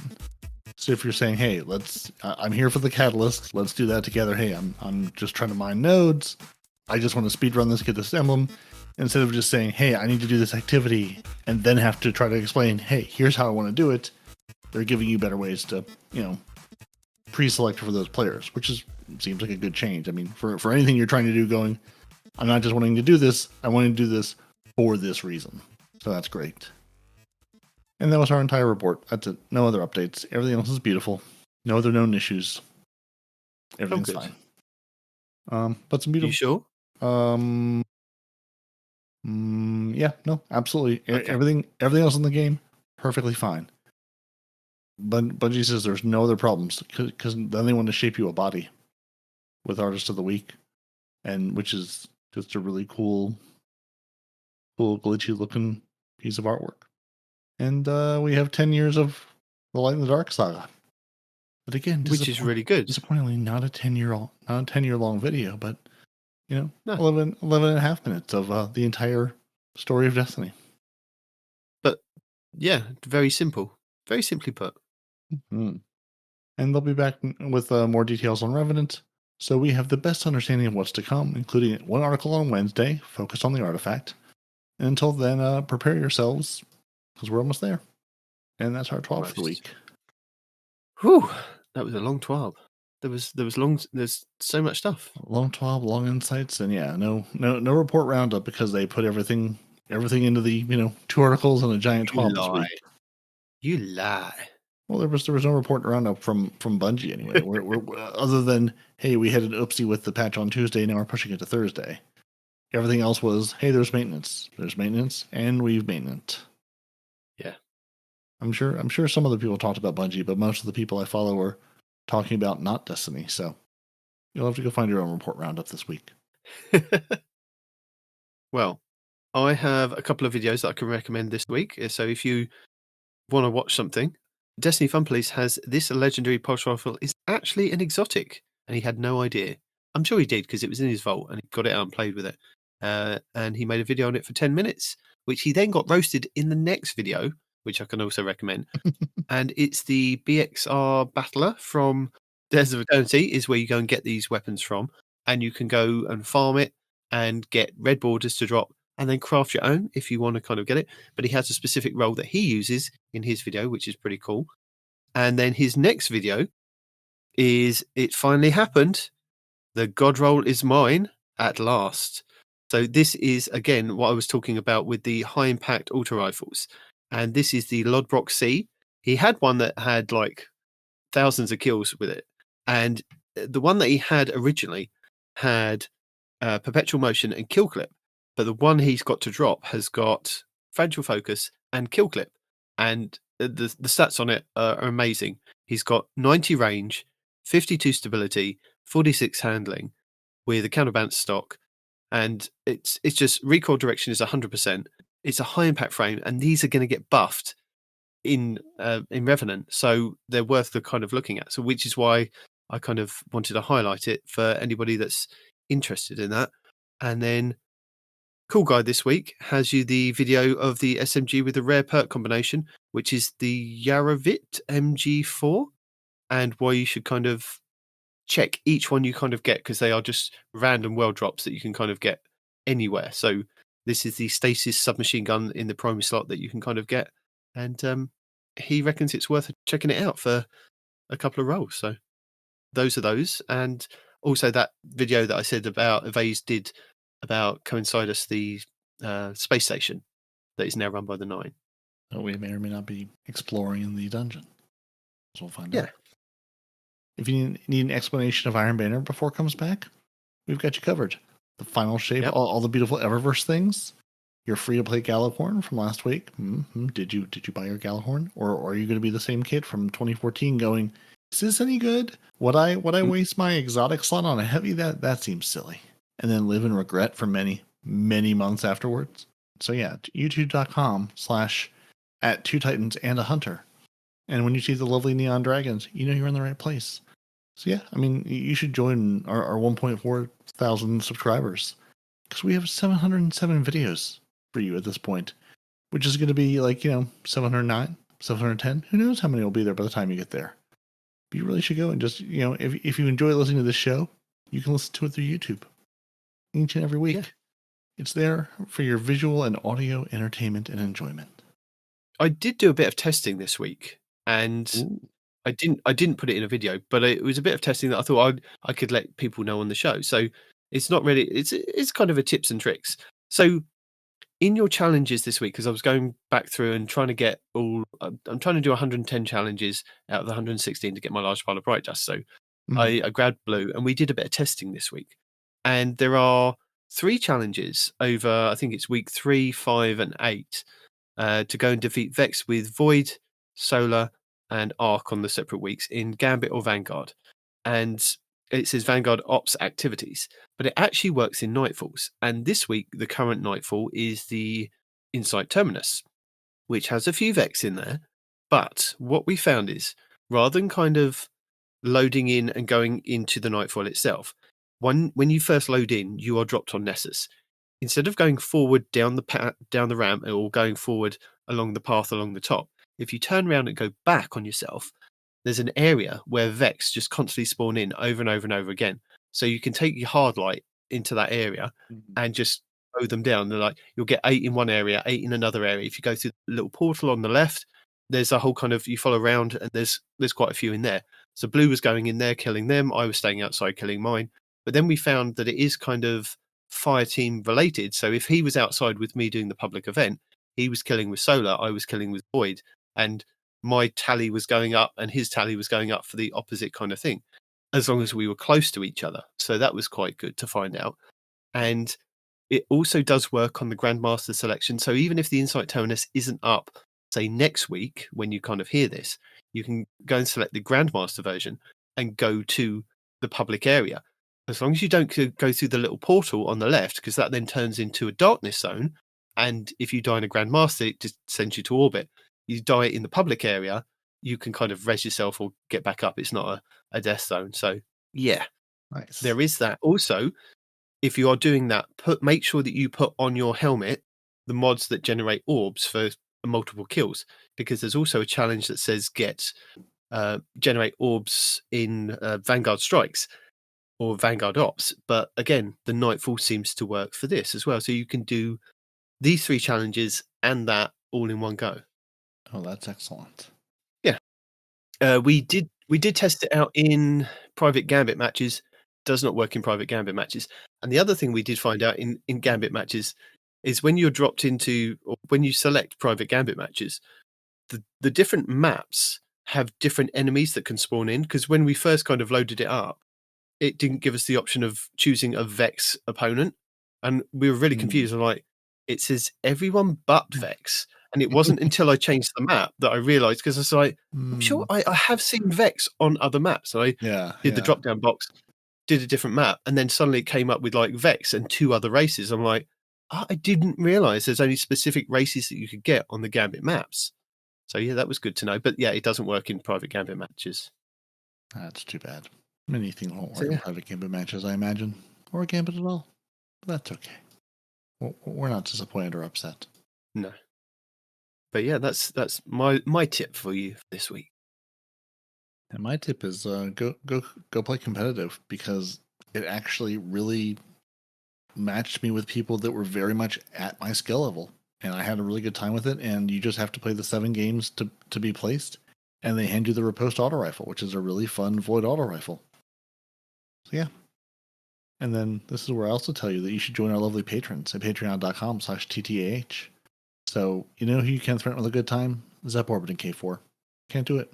Or Otter Dance Troupe of the T-Rex King, the Scarlet KM, Mellow Mally, Dedicated Wham 64, and Renard Calant. Phenomenal dancers. You've never seen greater dancers in your life. Our grenade throwers of Golden God 1562, We Noble, Basically Salt, Fire Squad 1688, and Coders 105. Phenomenal grenade throwers. Deacon's Day 1 raid team of Dimwee, Gravy Jeff, and PP Pipe down in the lab with Deacon, learning. I mean, at this point, they could be Deacon's, Day 1 dungeon team. I mean, that's a dungeon team right there. You're all set. You don't need to be a raid team anymore. Maybe she should switch the training regimen up to do day one dungeon clears. And this is where I say thank you for joining us. Your Titans are Peroty and Night Demon. Your Hunter is someone who responds in real life. You should go to youtube.com/2titansandahunter, and you should watch all the lovely videos there. They're phenomenal. You should email the show, 2titansandahunter@hotmail.com, and give us all of your thoughts on all the changes, all the things coming, and whether it's moving the needle for you. You can find this show wherever you get your podcasts, including YouTube. You should follow us on YouTube for each new episode, weekly update video, and live stream. 2titansandahunter.com will give you all the show notes, all the links to all the places we've mentioned, and all the videos or things we mentioned throwing in the show notes. That's where the show notes live. If your podcast player doesn't do show notes for some reason, 2titansandahunter.com. And if you want to join the Otter Dance Troupe, threaten us with a good time, throw more grenades, patreon.com/TTAH. If you're looking for more casual encounter, coffee.com, that's ko-fi.com/2titansandahunter. And every now and again, as a special treat, twitch.tv/no1response in real life, and twitch.tv/2titansandahunter. Go there. When we go live, then you can see us, watch us, and have a good time with us. And until next week, Night Demon, say goodbye to the nice people. Bye, nice people.